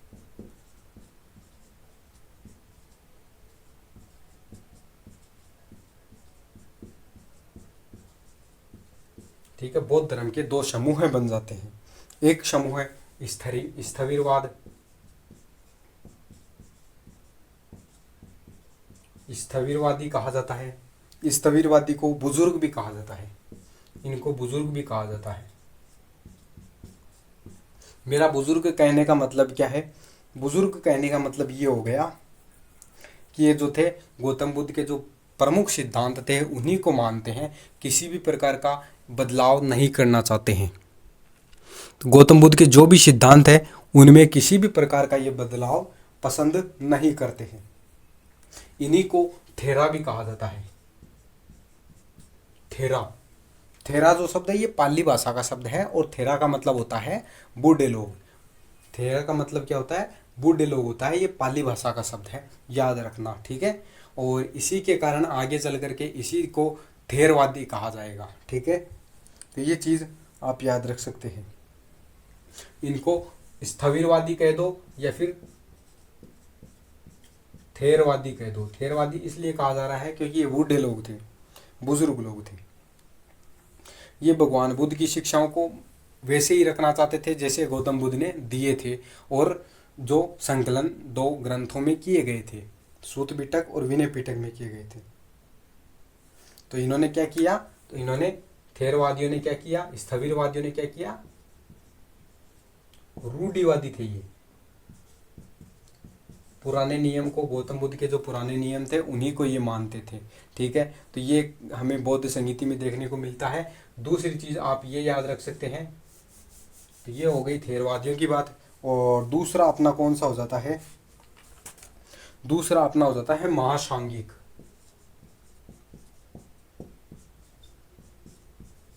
महासांगिक, तो ये दो समूह बनते हैं। महासांगिक को महान समुदाय भी कहा जाता है। इन्होंने क्या कहा? इसको आगे चल करके महायान भी कहा गया। महायान, बौद्ध धर्म की जो आगे चल करके शाखा बनती है वो महायान शाखा जो बनती है वो यही शाखा थी जिन्हें महासांगिक कहा जाता है। द्वितीय बौद्ध संगीति के समय ही ये इनका विभाजन हो जाता है। और ये क्या कर रहे थे? बुद्ध की शिक्षाओं को और अधिक एक्सप्लेन कर रहे थे। उस बुद्ध की शिक्षाओं को और अधिक उदारवादी तरीके से ये क्या कर रहे थे? एक्सप्लेन करने की कोशिश कर रहे थे। इनकी जो संघ से संबंधित संहिता थी उसको और अधिक लचीला बना रहे थे, और अधिक लचीला बना रहे थे।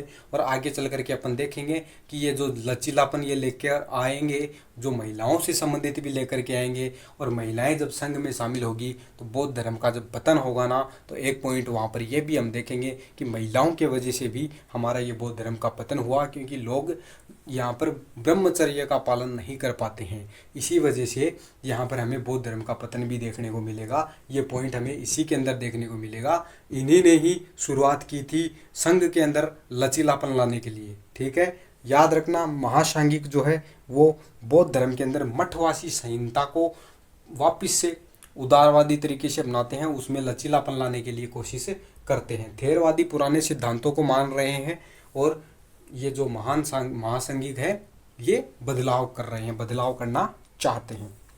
तो ये हो जाता है अपना दूसरी बौद्ध संगीति की बात। इसका उद्देश्य तो था कि भिक्षुओं को समझाया जाए उनके विवादों को निपटान किया जाए, लेकिन विवादों का निपटान तो हुआ नहीं। यहाँ पर अलग ही कांड हो गए, दो समूह में बट गया, स्थविरवादी और महाशंगिक। स्थविरवादियों को थेरवादी कहा गया, बुजुर्ग लोग कहा गया जो पुराने बातों को मान रहे थे। तो ये चीज़ हमें द्वितीय बौद्ध संगीति से संबंधित याद रखनी है। दूसरी बौद्ध संगीति किस राजा के काल में हुई थी? कालाशोक के काल में हुई थी। कालाशोक जो था वो शिशु नागवंश का राजा हुआ करता था। तो ये चीज़ आप इसके बारे में याद रख सकते हैं। अब बात करता हूं मैं तीसरी बौद्ध संगीति की।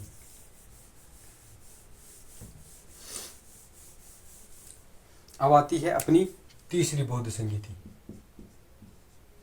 बौद्ध संगीति। कौन सी वाली? थर्ड। ठीक है, ये बौद्ध संगीति कौन सी हो रही है? थर्ड हो रही है। ठीक है, तीसरी बौद्ध संगीति का जो समय है वो कब का है? ये बौद्ध संगीति कब हुई? 250 बीसी में। कब हुई? 250 ईसा पूर्व। स्थान कौन सा था? पाटलिपुत्र। ठीक है, स्थान कौन सा था? पाटलिपुत्र। शासक कौन सा था? मौर्य वंश का राजा, चक्रवर्ती सम्राट अशोक। अशोक के काल में होती है। और इसका जो अध्यक्ष बनाया गया वो किसे बनाया गया? मोदग्लायन को बनाया गया, मोगलीपुत्र को बनाया जाता है, मोगलीपुत्र। मोदग्लायन तो गौतम बुद्ध के साथ में ही हुआ था। ठीक है, तो वो तो मोगलीपुत्र 30।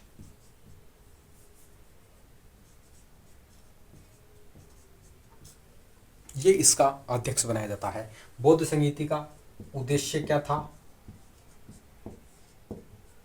दूसरी बौद्ध संगीति हुई थी 383 ईसा पूर्व। उसी समय दो टुकड़े तो हो चुके थे, दो समूहों के अंदर ये बट चुका था। इसका उद्देश्य था फर्जी और भ्रष्ट भिक्षुओं को संघ से बाहर करना। भ्रष्ट भिक्षुओं को संघ से बाहर करना, ये उद्देश्य था। इस उद्देश्य के लिए अपनी तीसरी बौद्ध संगीति होती है। ठीक है,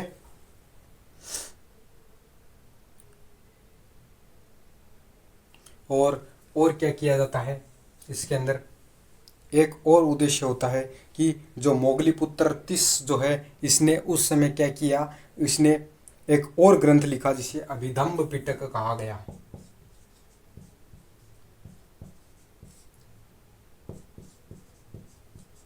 ठीक है, अभिधम्म पिटक लिखा। तो इस अभिधम्म पिटक के अंदर क्या किया जाता है?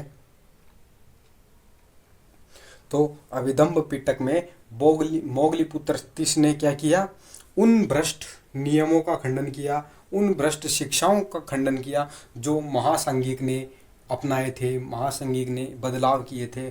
और जो भी नए बदलाव किए गए थे गौतम बुद्ध की मृत्यु के बाद में, उन सब शिक्षाओं को अभिधम्म पिटक के अंदर बदलाव किए गए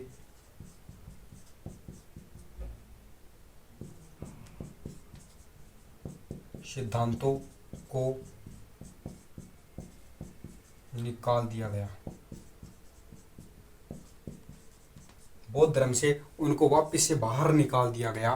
तो ये काम जो है वो किसके द्वारा किया जाता है? मोगलीपुत्र 30 के द्वारा किया जाता है। और इसी समय सम्राट अशोक ने बौद्ध धर्म के प्रचार करने को भी लेकर के अपनी बातें कही थी। ठीक है, तो एशिया के विभिन्न क्षेत्रों में बौद्ध धर्म का प्रचार जो है वो किस तरीके से करना है, ये भी इनका उद्देश्य था। एक उद्देश्य ये भी याद रखना, पहला उद्देश्य भ्रष्ट भिक्षुओं को संघ से बाहर निकालना।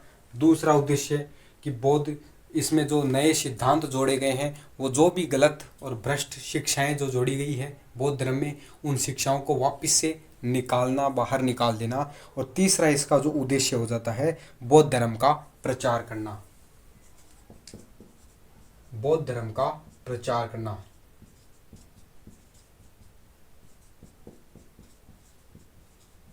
एशिया में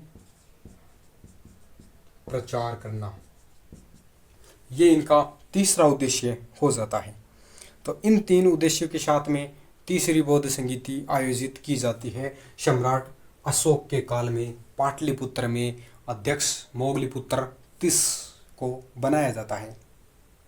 तो ये इनके उद्देश्य हो जाते हैं। ठीक है, अब तृतीय बौद्ध संगीति की मैं आपको बताऊं तो इसके अंदर क्या क्या हुआ। तृतीय बौद्ध संगीति का क्या महत्व है, परिणाम क्या निकला, परिणाम या फिर महत्व है, ये हमें जानना चाहिए।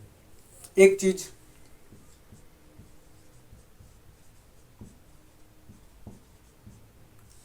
अभिधम्म पिटक लिखा गया। ठीक है, ये तीसरा जो ग्रंथ है वो लिखा जा रहा है। तो अभिधम्म पिटक तीसरी बौद्ध संगीति में लिखा जा रहा है। और इसके अंदर क्या किया जाता है, तो इस अभिधम्म पिटक ग्रंथ की अपन विस्तार से चर्चा करेंगे, लेकिन यहाँ पर मैं आपको ये बता दूं कि इसके अंदर जो सूत पिटक जो ग्रंथ लिखा गया था, पहले अपने बताया सूत पिटक और विनय पिटक। ठीक है, सूत पिटक और विनय पिटक, सूत पिटक की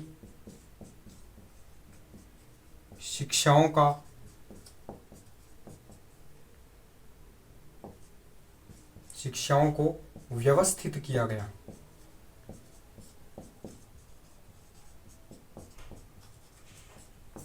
ये काम अभिधम्म पिटक के अंदर किया जाता है। अभिधम्म पिटक मोगलीपुत्र तीस के अध्यक्षता में ये लिखा जाता है।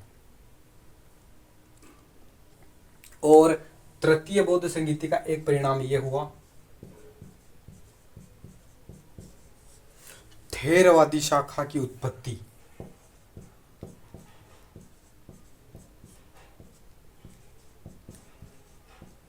वहां पे मैंने आपको दूसरी बौद्ध संगीति में बताया था कि उनके जो विचार थे वो अलग अलग हो चुके थे, दो समूहों में वो धीरे धीरे विभक्त होने लगा था। और तीसरी बौद्ध संगीति के आते आते वो बिल्कुल अलग हो चुके थे। ठीक है,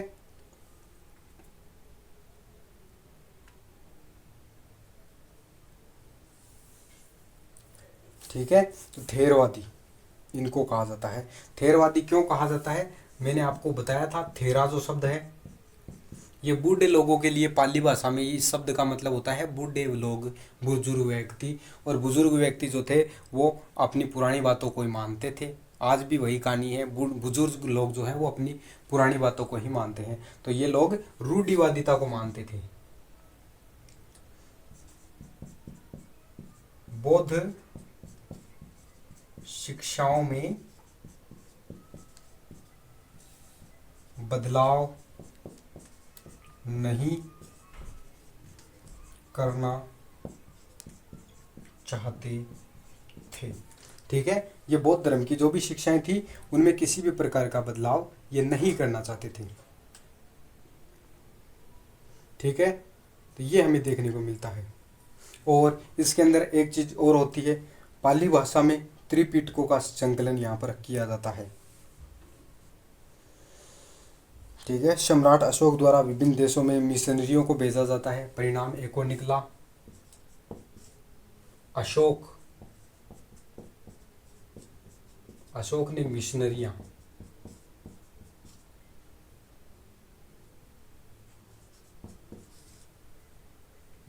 को भेजा। विदेशों में प्रचार करने के लिए अशोक ने मिशनरियों को भेजा। ठीक है, और आगे चल करके ये दक्षिण और दक्षिण पूर्वी एशिया के अंदर ये फैल जाता है। ठीक है, तो ये सारे इसके परिणाम निकलते हैं। ठीक है, परिणाम में क्या क्या, अभिधम्म पिटक का संकलन किया जाता है। थेरवादी शाखा जो थी वो अपने आप को अलग कर लेते हैं। और थेरवादी शाखा जो बौद्ध धर्म की शिक्षाओं में किसी भी प्रकार के बदलाव को स्वीकार नहीं करते थे। अशोक ने विभिन्न प्रकार की मिशनरियों को भेजा, त्रिपिटक लिखे जाते हैं। वैसे तो त्रिपिटक लिखे जा चुके हैं, लेकिन त्रिपिटक जो है वो पाली भाषा में लिखे जाते हैं। ठीक है, वो जो ग्रंथ थे वो तो लिखे गए ही थे। पाली भाषा में जो संकलन किया जाता है वो फिर से इनका संकलन तीनों पिटकों को फिर से संहिताबद्ध, फिर से लिखित रूप उनको दिया जाता है। तो ये सब परिणाम हमें बौद्ध संगीति में देखने को मिलता है। इस बौद्ध संगीति का उद्देश्य क्या था? भ्रष्ट भिक्षुओं को संघ से बाहर निकालना, ठीक है, भ्रष्ट भिक्षुओं को संघ से बाहर निकालना और बौद्ध धर्म का प्रचार करना, इन दो कामों के लिए इस संगीति का आयोजन किया गया था। और ये संगीति सम्राट अशोक मौर्य वंश के काल में होती है। पाटलिपुत्र के अंदर यह होती है। 250 ईसा पूर्व में यह जो बौद्ध संगीति है वो होती है। अब मैं आपको चौथी बौद्ध संगीति की तरफ लेकर के चलता हूँ। अब अपनी आती है बौद्ध संगीति।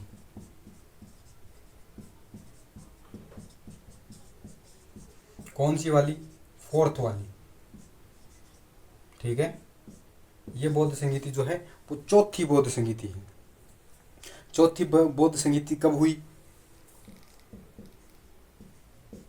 72 ईस्वी के अंदर होती है, ठीक है, 72 ईस्वी के अंदर होती है। प्रथम शताब्दी के अंदर माना जाता है, या फिर कुछ जगह पर यह लिखा हुआ मिलता है प्रथम शताब्दी,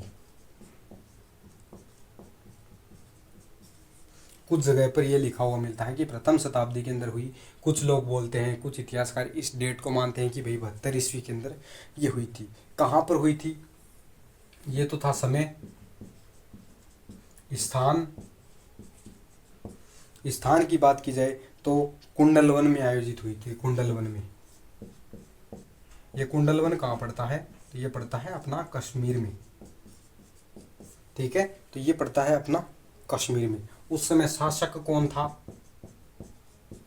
कनिष्क, ठीक है, कुषाण वंश का राजा था ये, ठीक है, कुषाण वंश का ये राजा था कनिष्क। और इस चौथी बौद्ध संगीति के अध्यक्ष किसको बनाए गए थे? तो उस समय अश्वघोष और वसुमित्र अध्यक्ष। किनको बनाया गया? वसुमित्र और अश्वघोष, दो व्यक्तियों को यहाँ पर अध्यक्ष के रूप में नियुक्त किया जाता है, ठीक है। ये चौथी बौद्ध संगीति जो है वो प्रथम शताब्दी में कनिष्क के काल में कश्मीर में आयोजित की जाती है। और इस चौथी बौद्ध संगीति का परिणाम क्या निकला? परिणाम इसकी भी अपन चर्चा कर लेते हैं। तो यहाँ पर हमें देखने को मिलता है महायान और हीनयान दो शाखाएं बन जाती है। महायान व हीनयान में विभाजन, ठीक है। महायान और हीनयान में विभाजन हो जाता है। हीनयान को अपन किस नाम से जानते हैं? इसे थेरवाद के नाम से भी जानते हैं, ठीक है। इसको थेरवाद के नाम से भी जाने जाते हैं। अभी तक अपन लोगों ने देखा था कि जो ग्रंथ थे वो कौन सी भाषा में लिखे गए हैं? प्राकृत भाषा में लिखे गए हैं। तीनों ग्रंथ जो थे वो प्राकृत भाषा में और पाली भाषा में लिखे गए थे, ठीक है। अब यहाँ पर हमें देखने को मिलता है कि जो ग्रंथ हैं उनका संस्कृत में संकलन किया जाता है। अभिधम का प्राकृत से, अभिधम्ब पिटक जो लिखा गया था वो मुख्यतः प्राकृत भाषा में लिखा गया था। शुरुआत में जो लिखा गया था वो प्राकृत भाषा में लिखा गया, प्राकृत से संस्कृत। अब यहाँ पर क्या होता है? संस्कृत भाषा में संकलन, वो प्राकृत में था उसका ट्रांसलेशन किया जाता है और संस्कृत भाषा में इसको लिखा जाता है। तो ये चौथी बौद्ध संगीति के अंदर हमें देखने को मिलता है, अनुवाद कर दिया जाता है इसका, ठीक है। तो ये हो जाता है बौद्ध धर्म की चौथी बौद्ध संगीति का परिणाम। दो शाखाओं में विभक्त हो गया। 72 ईस्वी में कुंडलवन के अंदर कनिष्क के काल के अंदर ये आयोजित की जा रही है। इसके जो अध्यक्ष थे वसुमित्र और अश्वघोष को बनाया जाता है। और मुख्य जो काम हुआ वो क्या हुआ? अभिधम्ब का प्राकृत से संस्कृत में संकलन किया जाता है और जो बौद्ध धर्म है वो दो शाखाओं में विभक्त हो जाता है, जिसे हीनयान और महायान के नाम से जानते हैं। थोड़ी सी चर्चा मैं आपसे पांचवी बौद्ध संगीति की करूं उससे पहले मैं आपको महायान और हीनयान के बारे में बता देता हूं। और एक है अपनी हीनयान। ठीक है, ये दो शाखाओं में विभक्त हो गया चौथी बौद्ध संगीति में, बिल्कुल क्लियर कट यहाँ पर हमें देखने को मिल जाता है। महायान जो है वो लोग मूर्ति पूजा में विश्वास करते हैं, मूर्ति पूजा, कर्मकांड, ठीक है, मूर्ति पूजा, कर्मकांड में विश्वास,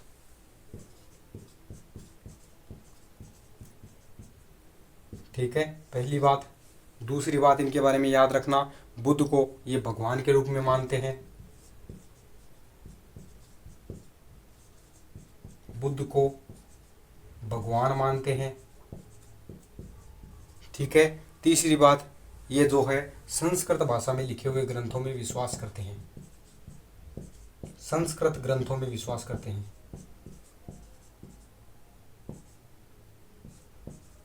गौतम बुद्ध के जो भी ग्रंथ थे वो संस्कृत भाषा में लिखे हुए थे, उनको मानने वाले ये लोग थे। महायान के नाम से इन्हें जाता है। हीनयान, इसे थेरवाद भी कहा जाता है, इनको थेरवादी भी कहा जाता है। इन्होंने जो पाली ग्रंथों को माना,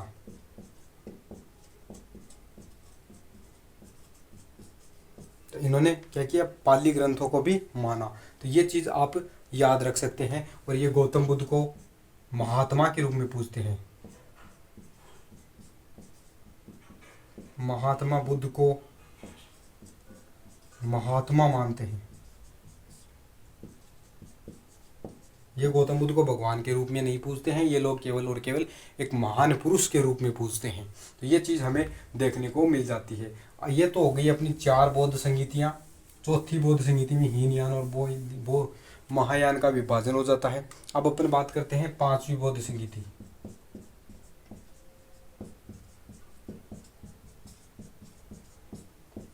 कौन सी वाली है ये? फिफ्थ वाली,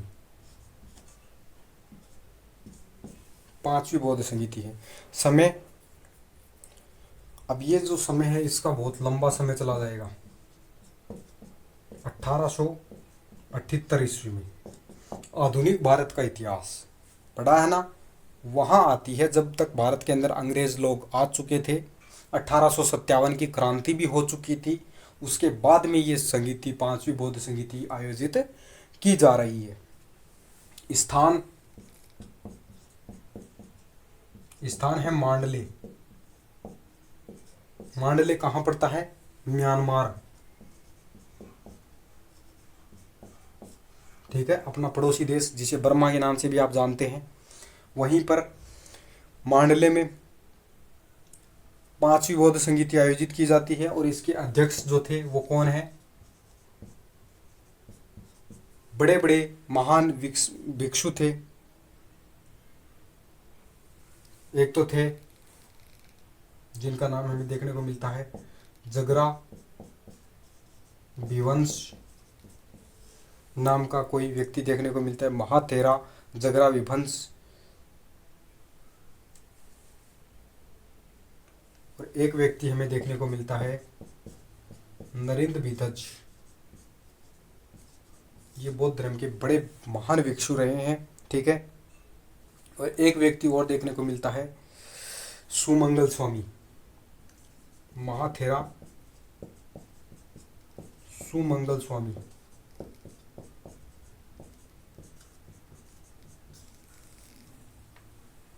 ये हमें देखने को मिल जाता है।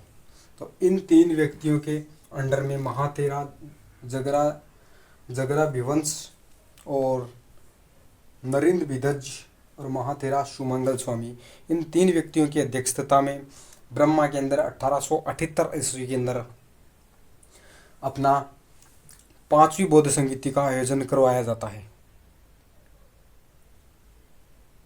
ठीक है। और इनका उद्देश्य क्या था? इस पांचवी बौद्ध संगीति का उद्देश्य क्या था? इस बौद्ध संगीति का उद्देश्य था कि बुद्ध की शिक्षाओं के अंदर क्या क्या जांच करना,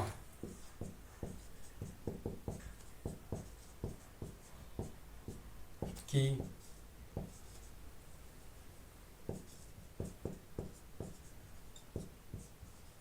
बौद्ध धर्म में क्या क्या बदलाव हो चुके हैं। जब से गौतम बुद्ध ने बनाया है तब से लेकर अब तक इस बौद्ध धर्म में क्या क्या बदलाव हो चुके हैं, उन सब चीज़ों की जांच करने के उद्देश्य से हमें ये 5वीं बौद्ध संगीति जो है वो आयोजित करवाई जाती है म्यांमार में।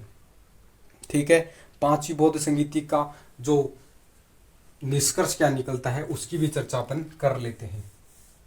ये इनका उद्देश्य था और इसका महत्व क्या था, परिणाम या फिर महत्व है। 5वीं बौद्ध संगीति का परिणाम या महत्व क्या किया जाता है, त्रिपिटकों का संकलन, त्रिपिटकों को भविष्य में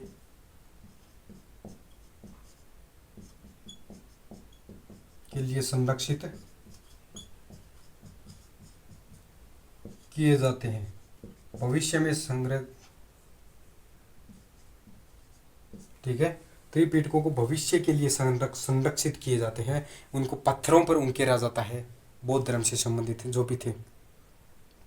ठीक है, 719 संगमरमर के पत्थर,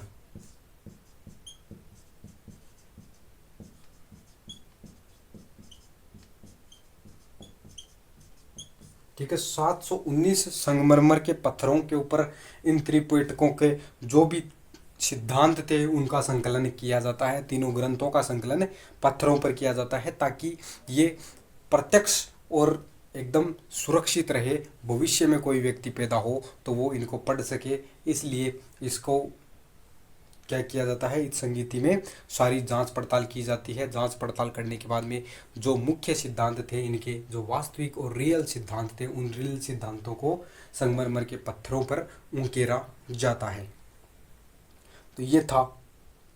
ठीक है, लेकिन इसकी बौद्ध संगीति की एक खास बात ये भी है कि इसमें सभी बौद्ध धर्म के लोग शामिल नहीं हुए थे, कुछ ही लोग शामिल हुए थे, इसलिए इस बौद्ध संगीति का ज़्यादा महत्व नहीं रह जाता है। यदि इसमें सभी बौद्ध धर्म के राष्ट्र थे, वो सब शामिल होते तो ज़्यादा अच्छा होता। अब बात करते हैं 6ठी बौद्ध संगीति की।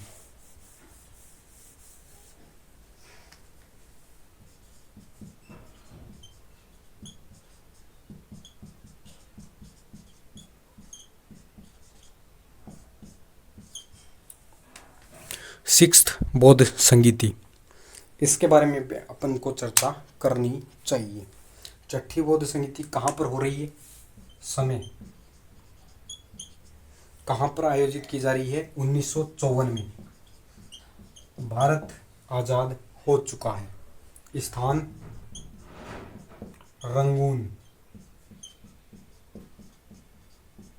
ठीक है, स्थान जो है रंगून कहाँ पड़ता है, बर्मा के अंदर ही, म्यांमार के अंदर ही ये क्षेत्र आता है। उस समय वहाँ के प्रधानमंत्री थे तत्कालीन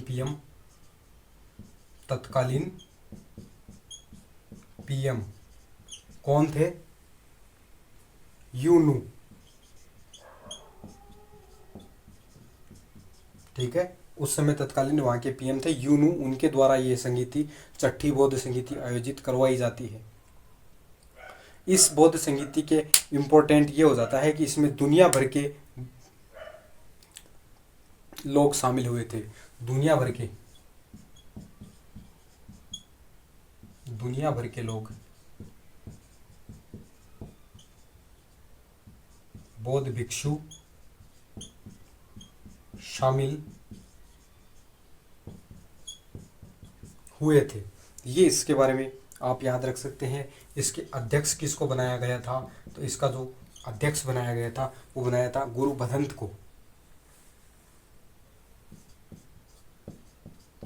गुरु भदंत रेवता। ठीक है, गुरु भदंत रेवता को इसका अध्यक्ष नियुक्त किया गया था। और इसका उद्देश्य क्या था, इसका उद्देश्य क्या था, वही उद्देश्य त्रिपिटकों की जांच करना, त्रिपिटकों की जांच करना। ठीक है, ये इनका उद्देश्य था, त्रिपिटकों की जांच करना। तो ये सारी चीजें जो है हमें 6 बौद्ध संगीतियों में देखने को मिल जाती है।